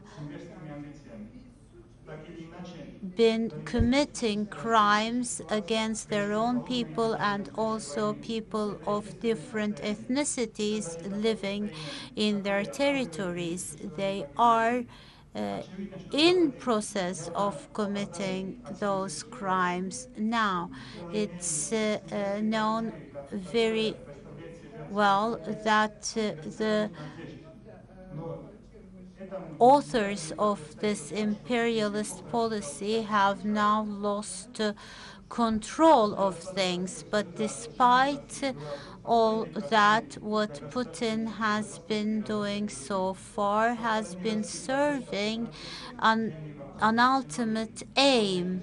The atrocities in Georgia, the separatist policy they have been sustaining there, and their invasion of historical Georgian territories are indicators of such policy. Georgia is still subjected to pressures. They are subjected to pressures to stay away from the West and not to listen to the Western politicians. But what does Russia promise to us? What is their offer when they are telling us to stay away from our Western allies? If we are no longer connected to the West, we will be obliged to be a village, a simple province of Russia. Russia always knew that Southern Caucasus lead the way to the control of Northern Caucasus, and that's how they have always proceeded. It's evident in their policies as well as their actions. The people in North Caucasus are now being confused. They are deliberately confusing the minds of these people to make them forget about these wars. But those people know very well that these politicians who are now being cute to them will go back and stab them on the back very soon. This has been the fact for many times in the history. What Russia says and what it does are contradictory to, and we are now facing a new tension in our relations with Russia. We need new implementations to improve the situations. Russia is not sufficing by taking over Sambasa and Abkhazia. They think that's not enough. They want more territories from Georgia. They have ambitions over more of our territories. Now Russia is applying a new tactic in Georgia. They have Russian origin NGOs which they support and fund in Georgia, and those NGOs are trying to incite separatism amongst the people. They are creating political parties and NGOs for specifically this purpose. They have Orthodox churches in all the parts of Georgia making propaganda in favor of Russia, and they are organizing separatist groups against our own country. There are some political parties in Georgia which are currently refraining from declaring their source of their finances, because we know that this is Russian money, this is Russian black money. A lot of those funds are being used for supporting separatist groups and parties. They also make use of the media for the same ultimate purpose. Our politicians who are of Russian origin sometimes implement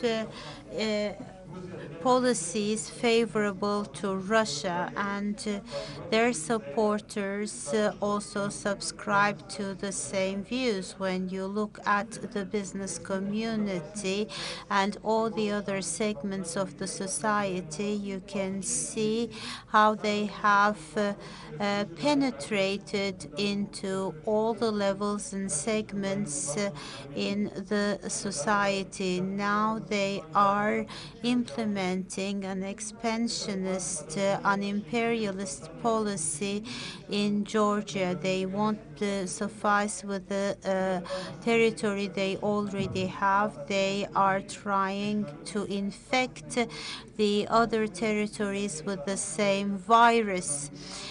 We have Georgia as an important transit country. They're trying to deprive Georgia of this privilege, and Azerbaijan is also exposed to the same risk, because we know that Georgia is a transit country for transferring fossil fuels to Europe. This is also an important threat in Azerbaijan.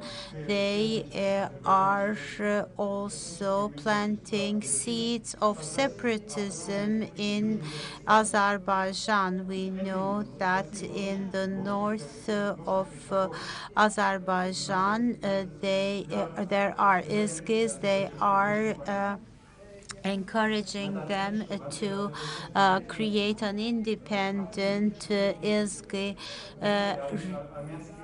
republic there. This is their separatist activity in Azerbaijan, and some radical Armenian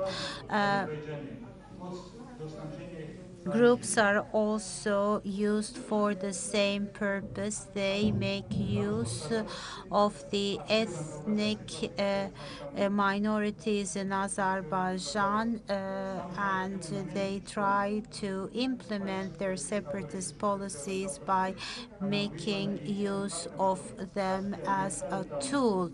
There is a political crisis in Azerbaijan.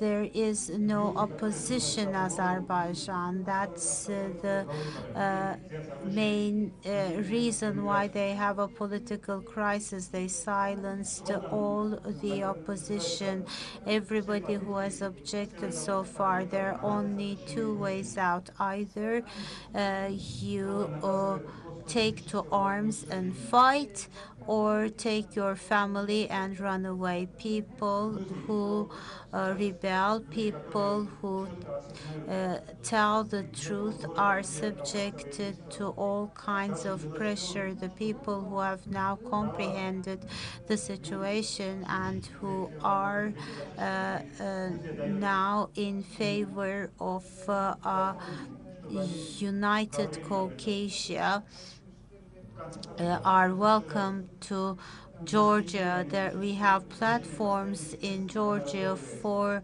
them, and they are welcome to make themselves heard in those platforms.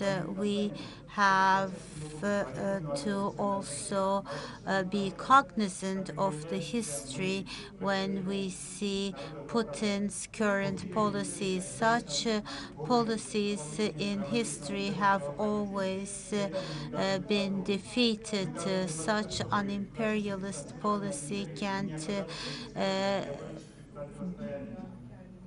end in victory. It always ends in tragedy. We have to protect ourselves against such policies, and for that purpose we have to unite and be determined. Thank you for these greetings from Georgia. From a Western point of view, and due to my origin, I'm also looking at geopolitical things very much from a Western point of view. It's very easy to join the speaker in all his opinions.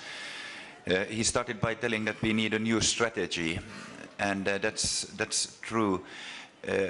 But more than anything else, we should learn about what has happened. It's the same Putin who started the second war against Chechnya, as was the guy who invaded Georgia in 2008. But he could do it because the world didn't stop him at that moment. This annex of Crimea is due to the lazy response upon what happened in Georgia 2008. And imperialistic authoritarian ruler, he will go forward till he is stopped. And that's why it's the first time now in this Ukrainian crisis when there are at least some kind of sanctions against Russia and to stop this expansion, because the surrounding world do have all means to stop Russia if they want. Already in the European Union there live 3 times more people than in the whole of Russia. The economy of the European Union is more than 8 times bigger than the whole economy of Russia. And then America, together with America, the economy is 17 times the Russian economy, and so on. But so far it has continued, and very much we can look back to what happened in Chechnya. There were a lot of resolutions, and the outside world was horrified about these killings in Chechnya and so on, and they threw out Russia for a short moment from some organizations. But after half a year, it was all forgotten. And the same happened in Georgia 2008. And let's hope that this will not happen after what Putin has manipulated there in Ukraine in these days. But now we go forward and we get greetings from Dagestan, Shamil Magomedov Kamilovich. Sayın Mikail Stojo,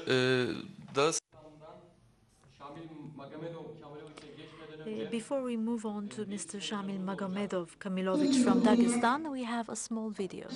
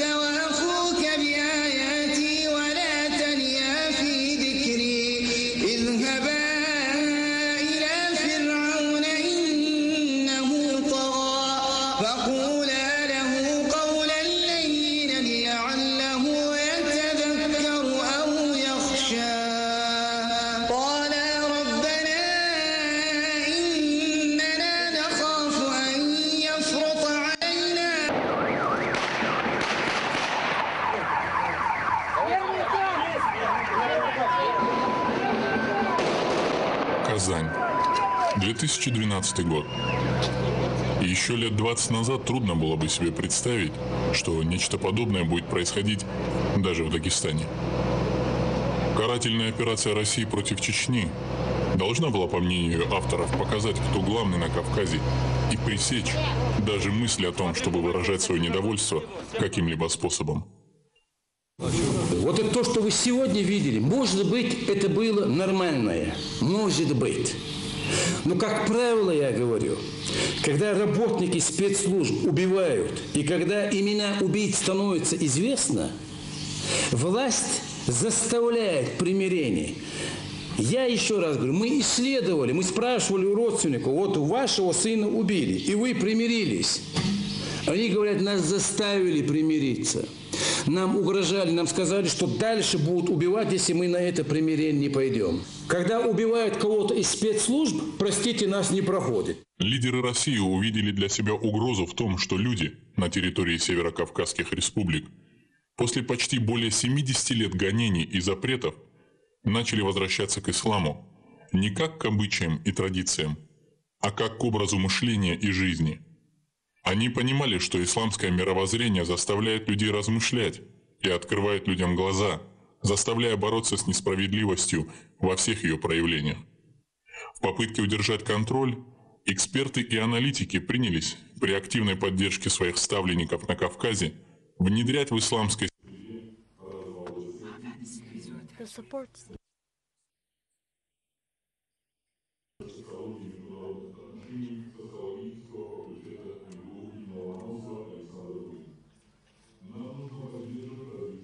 Let's have a look at what Alexander Dogan said. Alexander Dogan said that the higher the number of sects, the better it is, because this will give us control over the peoples of Caucasus. However, the Russian plans were not fulfilled. That is why Russia took the path of physical extinction. They started eradicating our spiritual leaders as well as our warriors. He's the first English who disappeared. This person died in 2002. He was 77 years old. Later on, this person was taken as a hostage by Russian soldiers. We still don't know if he's alive. He's missing for now.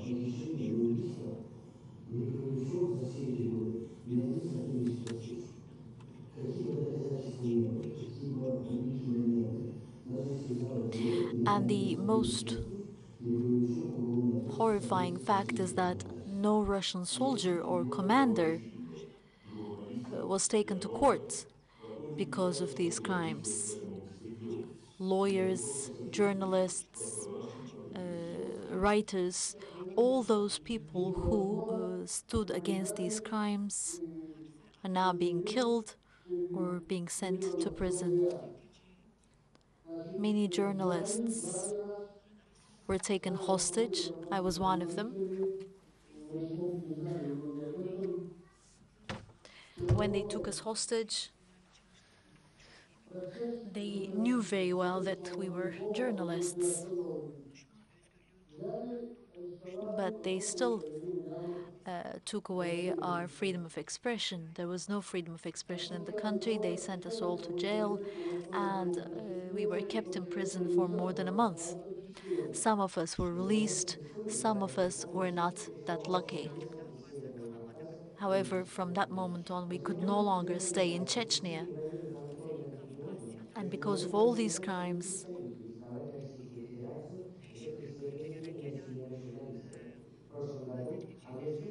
journalists from North Caucasus traveled to other countries, had to move to other countries, and they were all given the right to asylum. Here's an article that was published in Canada. It was published by Amnesty International. And Amnesty International calls upon the then president of the Russian Federation, President Medvedev, and to stop human rights violations in this country after the killing of an activist. People in Chechnya can now tell the truth. But still, foreign journalists can only write and work with a special permit from Ramzan Kadyrov. All the leaders of other North Caucasian, all the other North Caucasian leaders cannot control the situation as well as Chechnya did. So they're unofficially not independent. Many journalists compare the situation in Chechnya with the situation in the Russian Federation, in the Soviet Union. We have to follow this person. We have to see whether he's going to join the rest of the group or not, because if he joins the rest of the group, then we will have to catch that person and stop him. Torture? It's possible. If he tells us what we want to know, then there's no need to torture him. You heard the answer. It's a horrendous answer. And he says if he's not guilty, it's okay. If he tells us whatever we want to know, then it's okay not to torture him. But if he doesn't tell us what we want to know, he will either get released or will be referred to other people, because they have their own methods to learn whatever they want from that person. Can you give us an example? Well, torture is okay. FSB and other institutions can beat people, can torture them to get the information they want out of these people.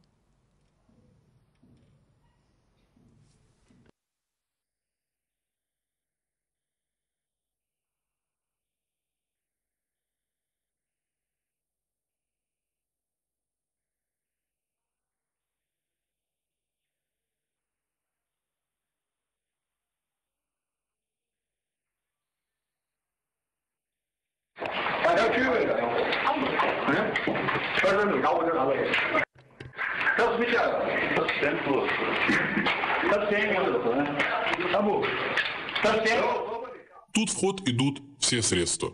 Угрозы. All methods are being used here. People are being tortured, they're being killed. And after being killed,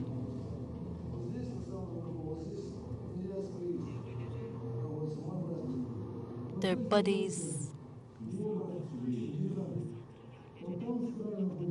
are left to some locations where there were attacks organized.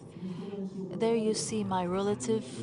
My relative was first caught by special intelligence units, and then he was killed by them.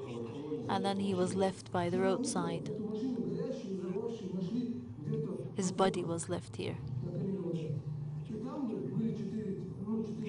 Last morning, yesterday in the morning, we found this car burning on this road. There were 4 people killed in the car. One of them was holding this thing like this. He had a pile of grass in his hand.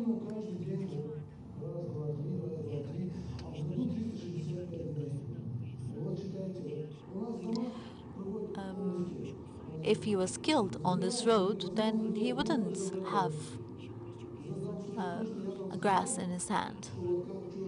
They catch many people, they sent them to jail.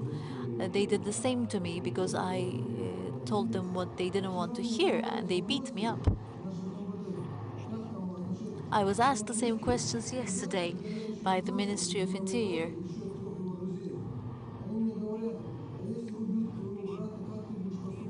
And I didn't know back then that my brother was killed.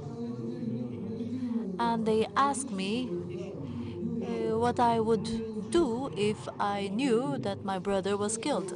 And I didn't know, so I didn't give them any answer. Look, if the soldiers were here, then this building would have been destroyed.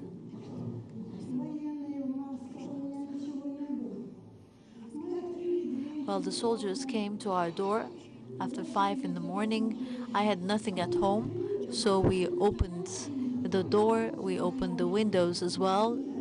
They came, they went through our stuff.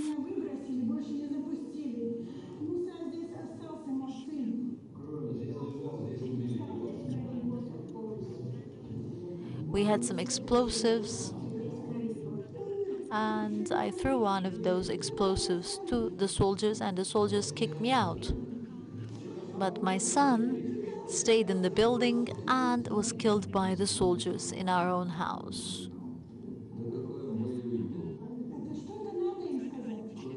The special security forces later on told others that he was a terrorist. He wasn't a terrorist. We're not terrorists, we're just civilians. They artificially made a terrorist out of him. And this violence has to stop. You should have seen how they yelled at us. We're women, we're mothers. How can they shout at us, yell at us like that? If I were to see those who killed my son, I would tear them apart, but I didn't see them, and I have no power, and they know it.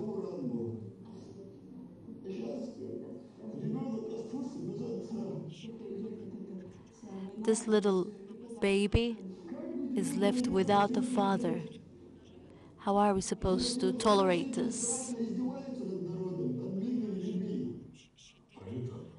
They brutalize regular people.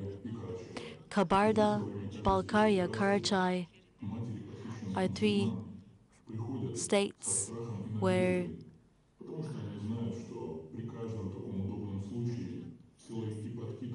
during special operations, soldiers left bodies to buildings. These are people that were killed beforehand, and they leave those bodies to the buildings to hide their own crimes, to hide the fact that they killed those people. The higher the number of Muslims that unite, the higher the atrocity.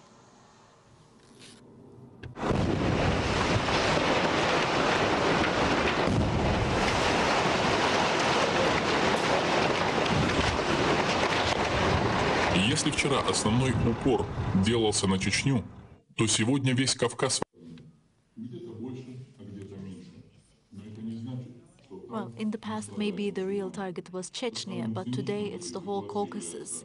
Maybe it's more intense in some regions and less intense in some of the others, but all Muslims suffer the same.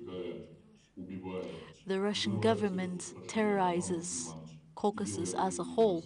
They kill people. They make people's lives insufferable. And that's why they're guilty. But at the same time, they tell us to leave if we don't like it. For example, the the representative of the Russian Federation in northern Caucasus told the journalist the following: those who want to live according to the rules of Russia can stay, and those who don't want can leave. It's very clear.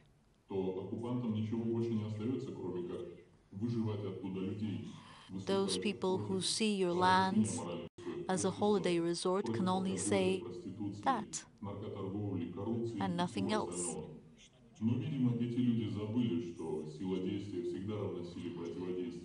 Alcohol consumption, drug addiction, drug trafficking, and other crimes are all being overlooked in this region for the sole purpose of destroying our people. But if you have faith in Allah, you will prevail. We wanted to share with you this video following the presentation of Gela Kamaladze. Mikhail, the moderator, the floor is yours, sir.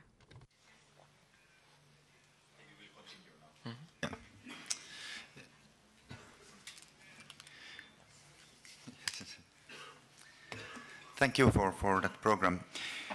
Then we go forward in this speakers list, and the following person is Shamil Magomedov Kamilovich from Dagestan.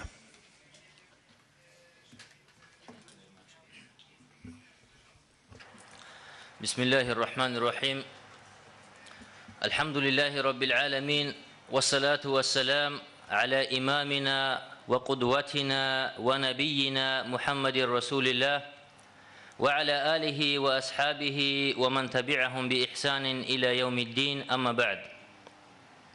Дорогие братья и сестры, уважаемые гости конференции, dear brothers and sisters, dear guests, I would like to greet each and every one of you with respect. I greet you with the best of greetings in Islam. And I would like to thank you as well, but before anything else, I would like to thank İMKANDER and Murat for giving us this opportunity.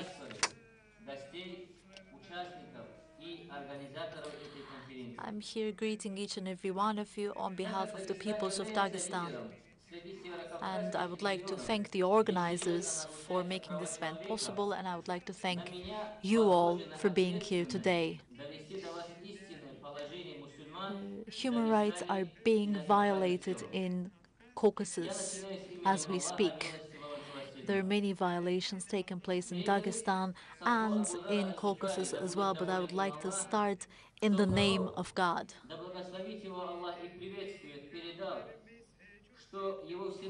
Our Prophet is merciful. He forgives. With his touch and with his help, we grow and we gain strength. He is our supporter in our struggle for our rights and for Allah.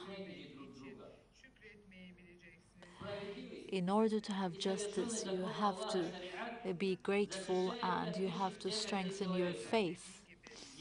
Allah's law is Sharia, and Sharia says that human rights, people's faith, people's land, they're all holy.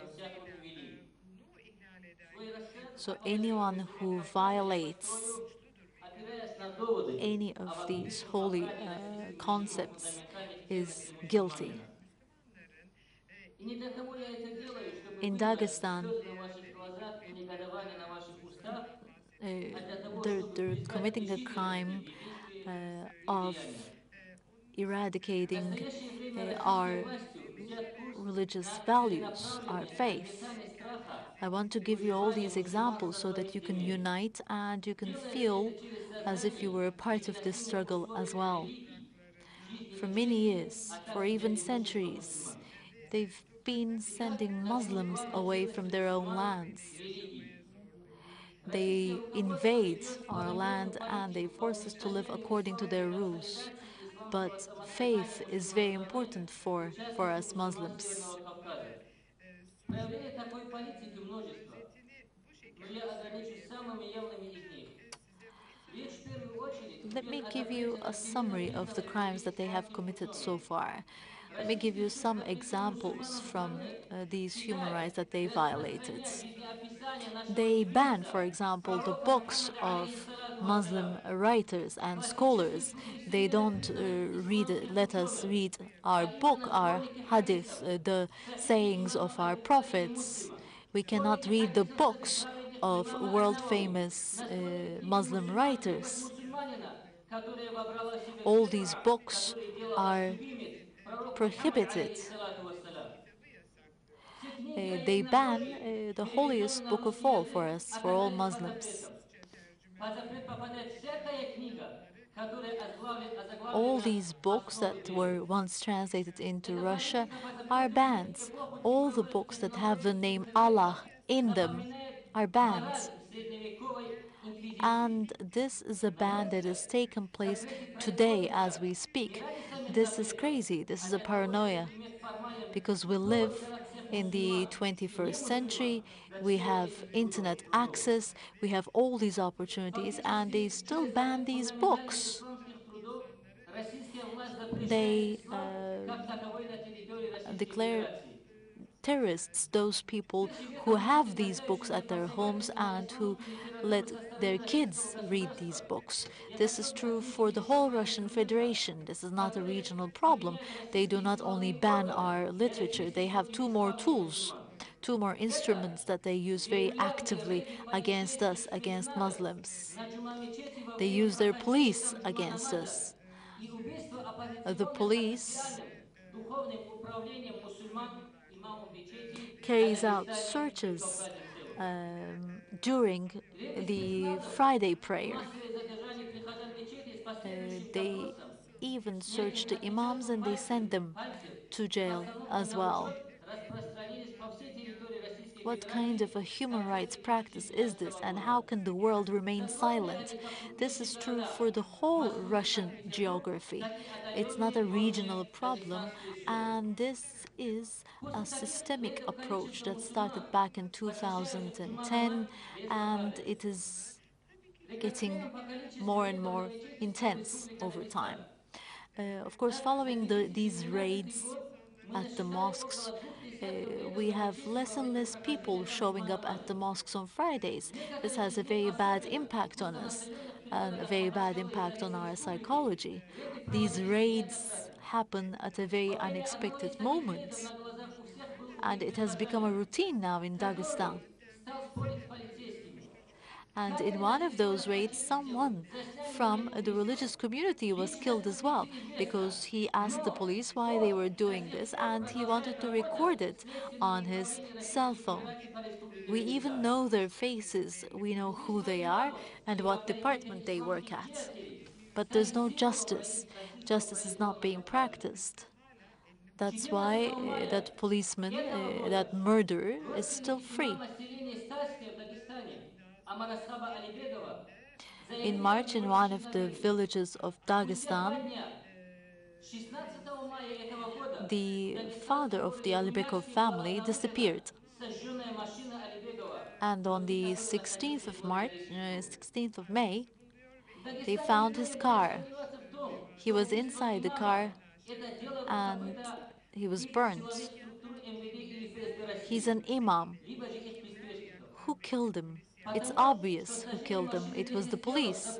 The police killed him and left his car there. They burn everyone in their cars so that they leave no traces. I'm very sorry to say, but this is a very traditional signature move from the Russian police. 5 years ago, a Sharia professor, a sheikh, was killed in his own car. He was also from Dagestan.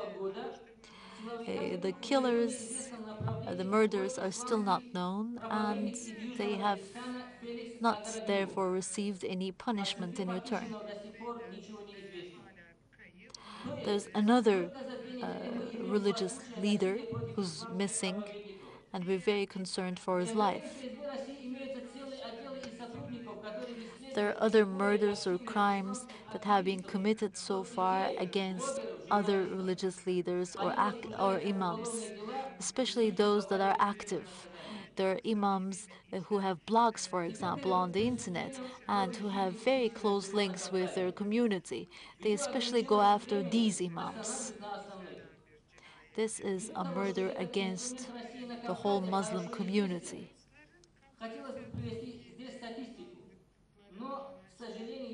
The tools that the Russians use in Caucasus are the ones that I have tried to summarize. I can give you statistics as well, but I don't know if it would make any sense because people going missing or people being murdered in Dagestan are now routine in Dagestan. During the Chechen War, there were many people killed. Those people were the leaders of the Muslim community in Chechnya back then. The numbers of these attacks are on the rise, and there are new methods being deployed as well. People go missing, they are subjected to torture, and these have now become all parts of daily life, parts and parcel of our daily life. They're being subjected to unbelievable forms of torture in prisons. We have someone going missing in Dagestan every second day, and they usually choose more pious people, and we later find their bodies. The bodies are either burned down or they're not recognizable.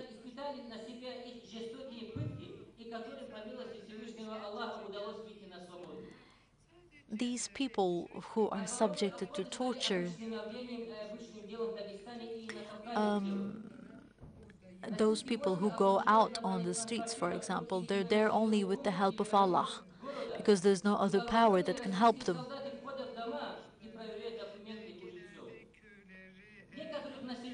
The Russian army and their military vehicles usually take the villages, surround the villages, take the villages under siege, and they carry out searches. This is against human rights, and they take away certain people, saying that they're taking them to a police station, but you never hear of those people again. Неоднократные приводы в полиции стали нормой жизни для мусульман Дагестана. Практически все мужское население и джамаат For the Muslims in Dagestan, у спецслужб. Фабрикация уголовных дел с подкидыванием it is now ordinary or regular for us to visit the police station once or twice a week because they're asking us to come to the police station to question us. The Russian police uses a tool of arresting people and planting drugs or other evidence on them, for example, so that they can send them to jail for a long period of time. Пытки электрическим током стали нормой следственной практики на Северном Кавказе. Сужаются и возможности The для court мусульман proceedings are not оставить fair. Процессы все больше закрытые. The Если lawyers допускают прессу на них, то это, как правило, always подконтрольные государству СМИ. advise in these cases, bearing a huge risk. There are threats against lawyers as well. They intimidate them. They take measures to intimidate the lawyers. Террористические направленности. Идет тенденция к тому, чтобы эта категория дел переходила от ведения And when it comes to crimes that have to do with terrorism, for example, there are no longer open hearings. рассматривались окружном So the hearings are confidential, they're close to people, so that they can run those hearings in the way they want. Imam Taziev and Kartoyev brothers, for example, these were English brothers, and their files, their cases, were not fair at all. They were not just. And they were sentenced to lifetime imprisonment. В него теперь включают всех ближайших родственников, действующих и убитых муджахидов на Кавказе и в Дагестане. They go after active Muslims, but not only themselves, but they follow their families as well. They take them to the police station and they torture them because of a petty reason as well. По противодействию экстремизму и терроризму МВД Российской Федерации считает потенциальными смертницами или пособницами террористов. The Russian Federation's Department on Anti-Terror now takes up a struggle against Muslims as a separate issue. They fight against not only active Muslims, but their wives and their children. Our freedom is very much limited. These people cannot leave the country. They're asked to be present at the police station every now and then, and they sometimes cancel their travel documents, their passports. So there's a great injustice taking place. In 2010,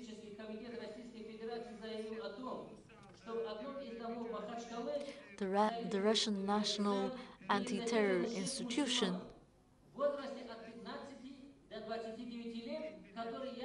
took some measures. They said back then that there were 6 Muslim terrorists in the region and that they had to look for those 6 people. So they organized some operations. Of course, they had made up this story, so they never found anyone in the end.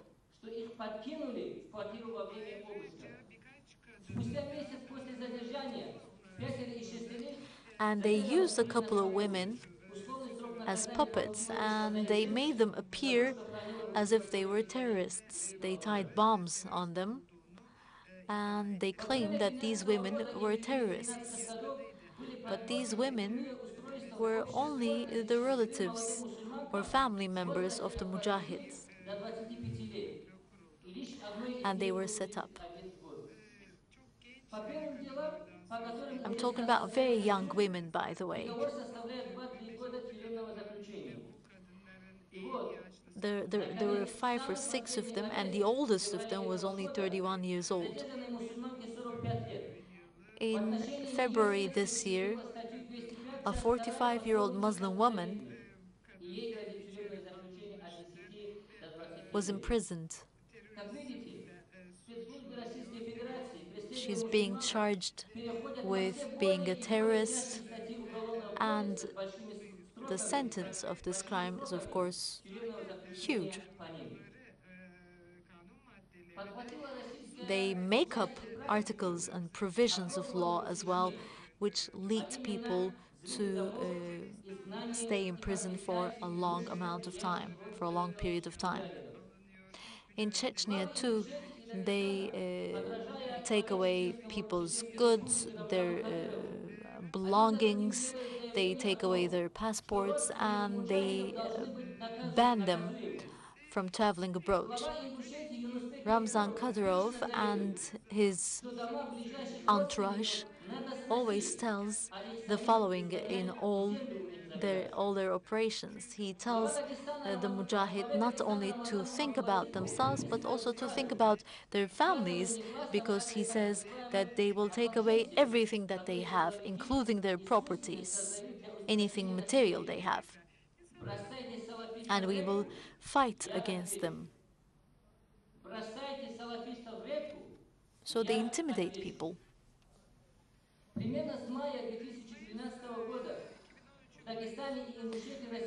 Since May 2013, in Dagestan and Ingushetia, the parents and the houses of the parents and the relatives of mujahids are also being raided. Hasan Yud, Bunaks, and some other regions are the regions where these raids were performed. They use military vehicles to surround or to take under siege the villages. They question each and every person living in the village, and they perform degrading treatments. And this is a very common method that they use. These people are only guilty because they live in their own lands, they own their own lands, and they believe in Allah. Sometimes they cherry pick some of these people and send them to prison, and they force them to admit to crimes that they have never committed. According to Sharia, Фактически на сегодня мы имеем новую волну миграции мусульман Кавказа в Турцию. people should not give up on their struggle for Allah and for their own people. If you give up on your struggle, on your cause, then you're no longer a mujahid. But if you stick to your cause, if you lose your life, or if your relatives, for example, lose their lives, then you would all become martyrs.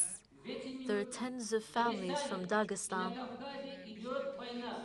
who lost many of their loved ones. There are many people dying in Dagestan and Caucasus as we speak. Many people are being tortured and many suffer. Our Prophet said the following, and that was in Arabic.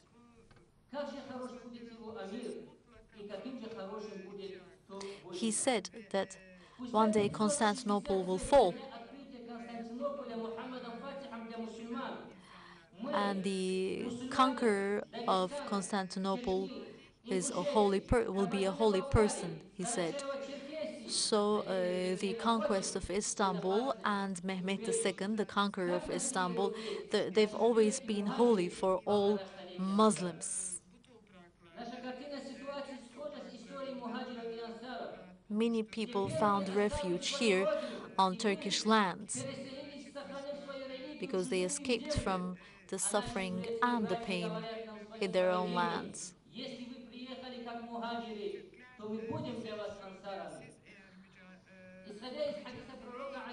The Turks always told us that we were exiles because of our struggle, and they always opened their doors and hearts to us.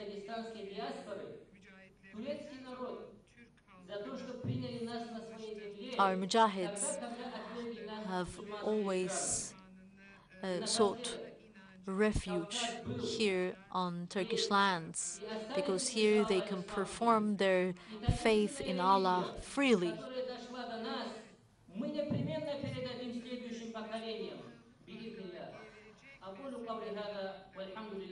We have to pass Islam to our future generations.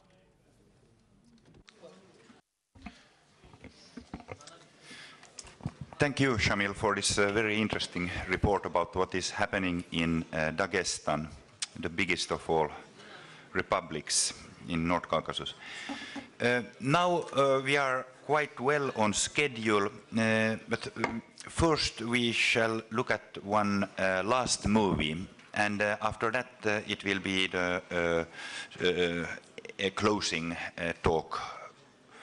But first we watch one video.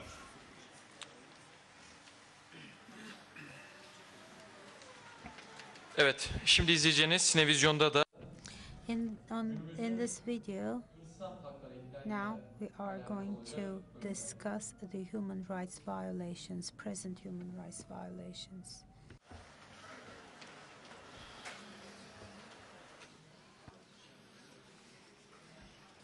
Противостояние довольно-таки длинная история. Поэтому лучше будет вернуться немного назад. It has a very long history. Let's just look at its inception. The historians and the politicians don't agree when the Great War first started in the Caucasus. It's like a fire. It subsides and it reburns from time to time. Those memories of historic wars are still in our genes, and although some generations go past, we still have vivid memories. Now we see the consequences. Last year, during the first 4 months of last year, 30% of all the marriages ended in a divorce. Now this also shows us that we're also losing our moral values. Little children in their kindergartens lose their moral values. The parliament is also losing its values. It's only the new social model which can help us improve the situation. In the past, people had better conduct, but when the number of mosques increased, the number of Muslims increased, and the number of Islamic courts increased, the Muslim ideals are now becoming more fulfilled, and then arms started to speak. Yes, the situation is very dramatic, and it's very dire. Now we can even lose Dagestan. This is the remarks of the Russian authorities, but now the Russian authorities have started to realize that this cannot be settled without any war, and we have now turned a new page in the Islamic war in Dagestan. We have a larger number of mujahideen today, and we also have more people believing in this war. The people who used to speak the truth used to get killed in our land. Russia always used its traditional methods to fight against the Muslims. The bookstores where they sold Islamic books were being torched by the Russians. The schools which taught Islam were being destroyed. Now, this is an example. Young people are stopped by the police and they are killed by the police. When you look at this video, you see that those young people never resisted the police, but nevertheless they got killed. It was only in 2013 when 141 people died as a result of operations, and those are only people who made it to the statistics. Sometimes people were even killed in broad daylight in the middle of the street. You see this person speaking to a policeman, and as soon as the state forces arrive, they just shot him dead. And overtly, they would just walk into mosques and take people away. It also is seen in this film.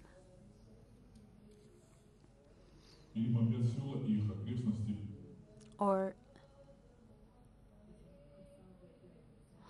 in our rural areas, they bomb our towns and our villages.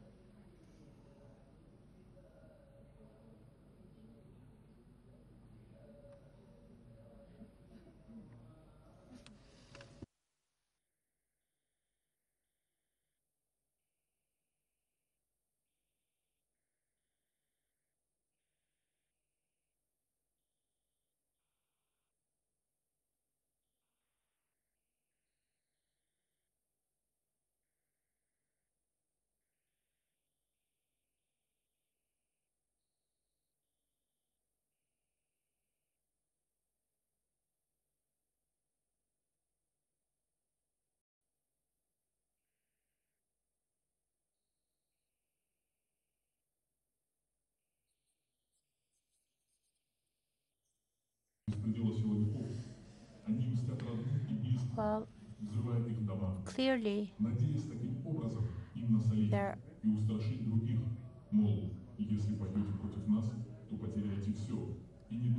is a policy of destruction of the families and the friends of the people who oppose to them, and they send them a message: if you keep opposing to us, we'll keep killing your families. There are some Russian soldiers who are against this policy.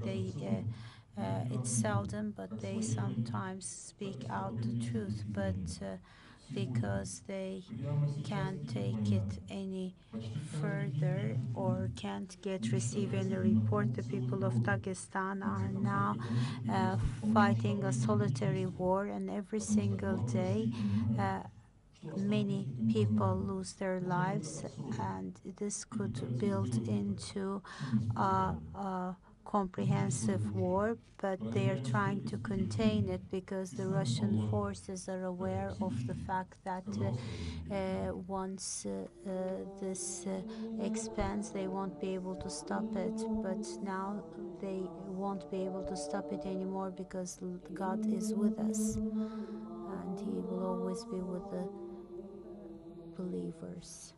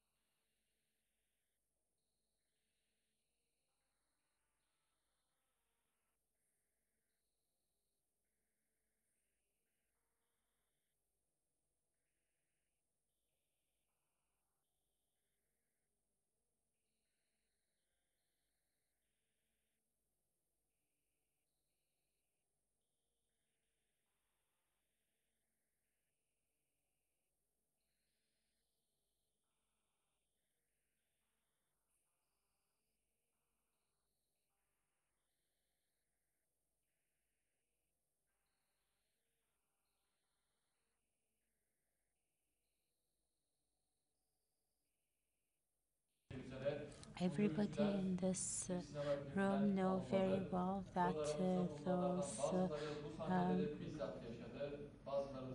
footings did not come from a feature film.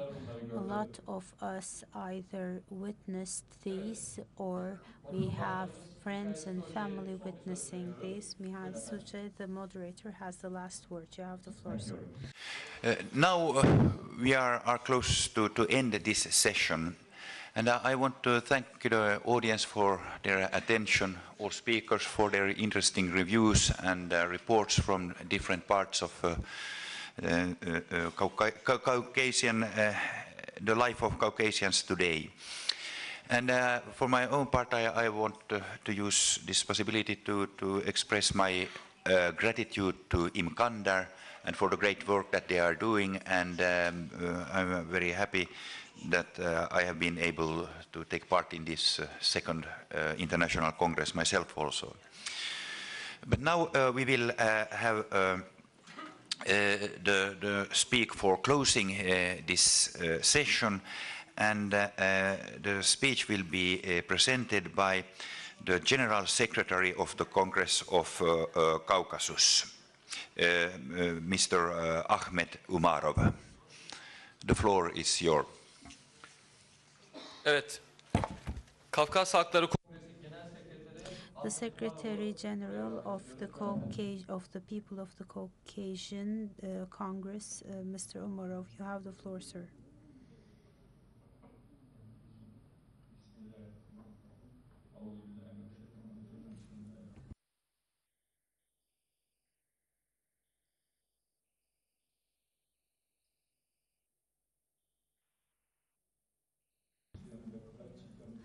I would like to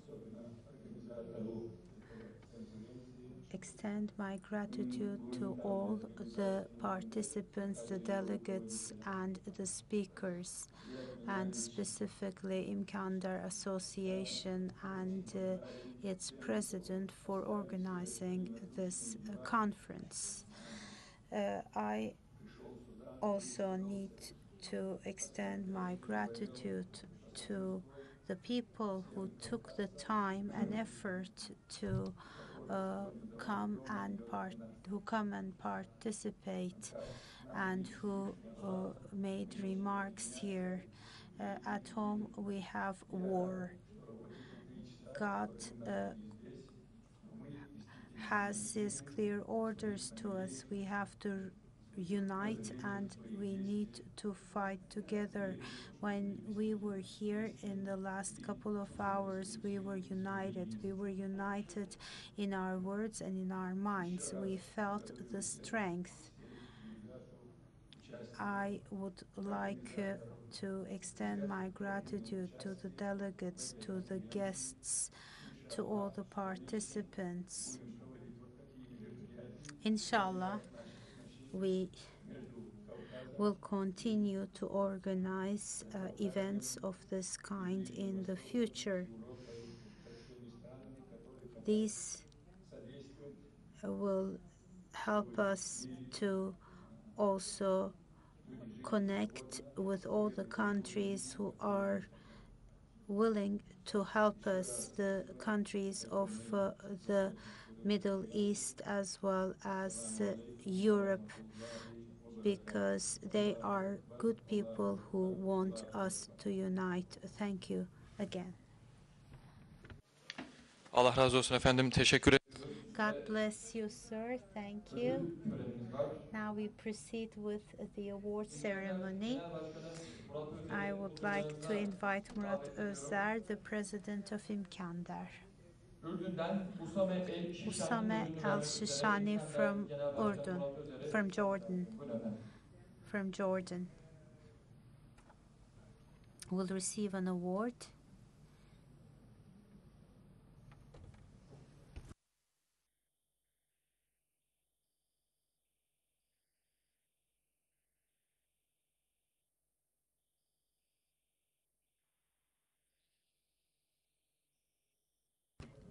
God bless you. Thank you very much.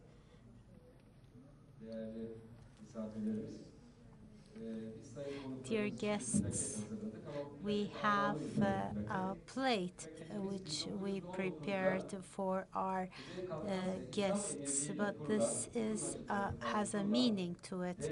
It is the first money that was ever printed by our state, which was founded in the Caucasus, the northern Caucasus Islamic Emirate, which was founded in 1919 and destroyed in 1920 by the Russian army.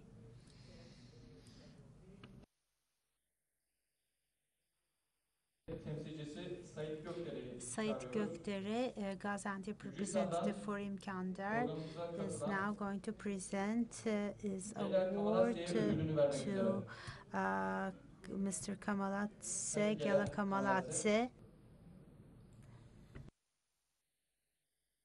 Huzurlarınızda teşekkür ediyoruz. We would like to thank Mr. Gela Kamaladze once again. We also had Mohammed Kudusi, who was supposed to be here from Qatar, but because of the unexpected delay in his plane, he couldn't make it here. He was replaced by Mr. Ahmet Avari. I would like to invite Mr. Ahmet El Havari to present Mr. Kudusi's award to him, and Mikhail Soje is invited to hand the award.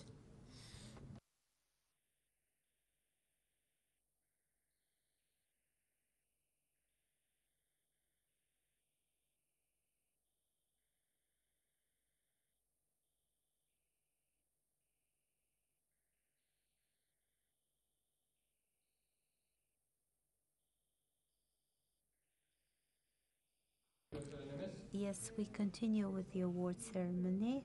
Now we have Rıdvan Kaya, the president of Özgürder, to present an award to Danilbek Edilkanov. Yes, Mr. Edilkanov.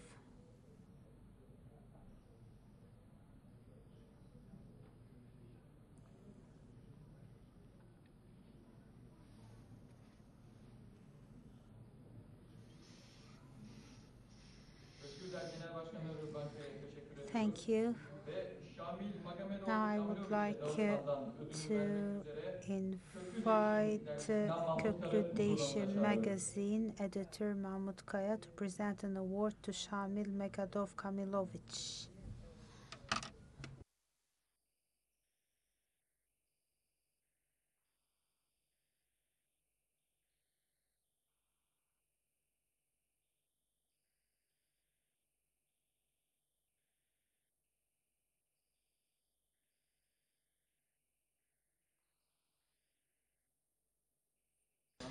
I would like to extend my gratitude to all the participants and the speakers. This ends the second International Caucasia Conference. We listened to the Great Caucasia Exile on its 150th year. We will continue with our conference after the break.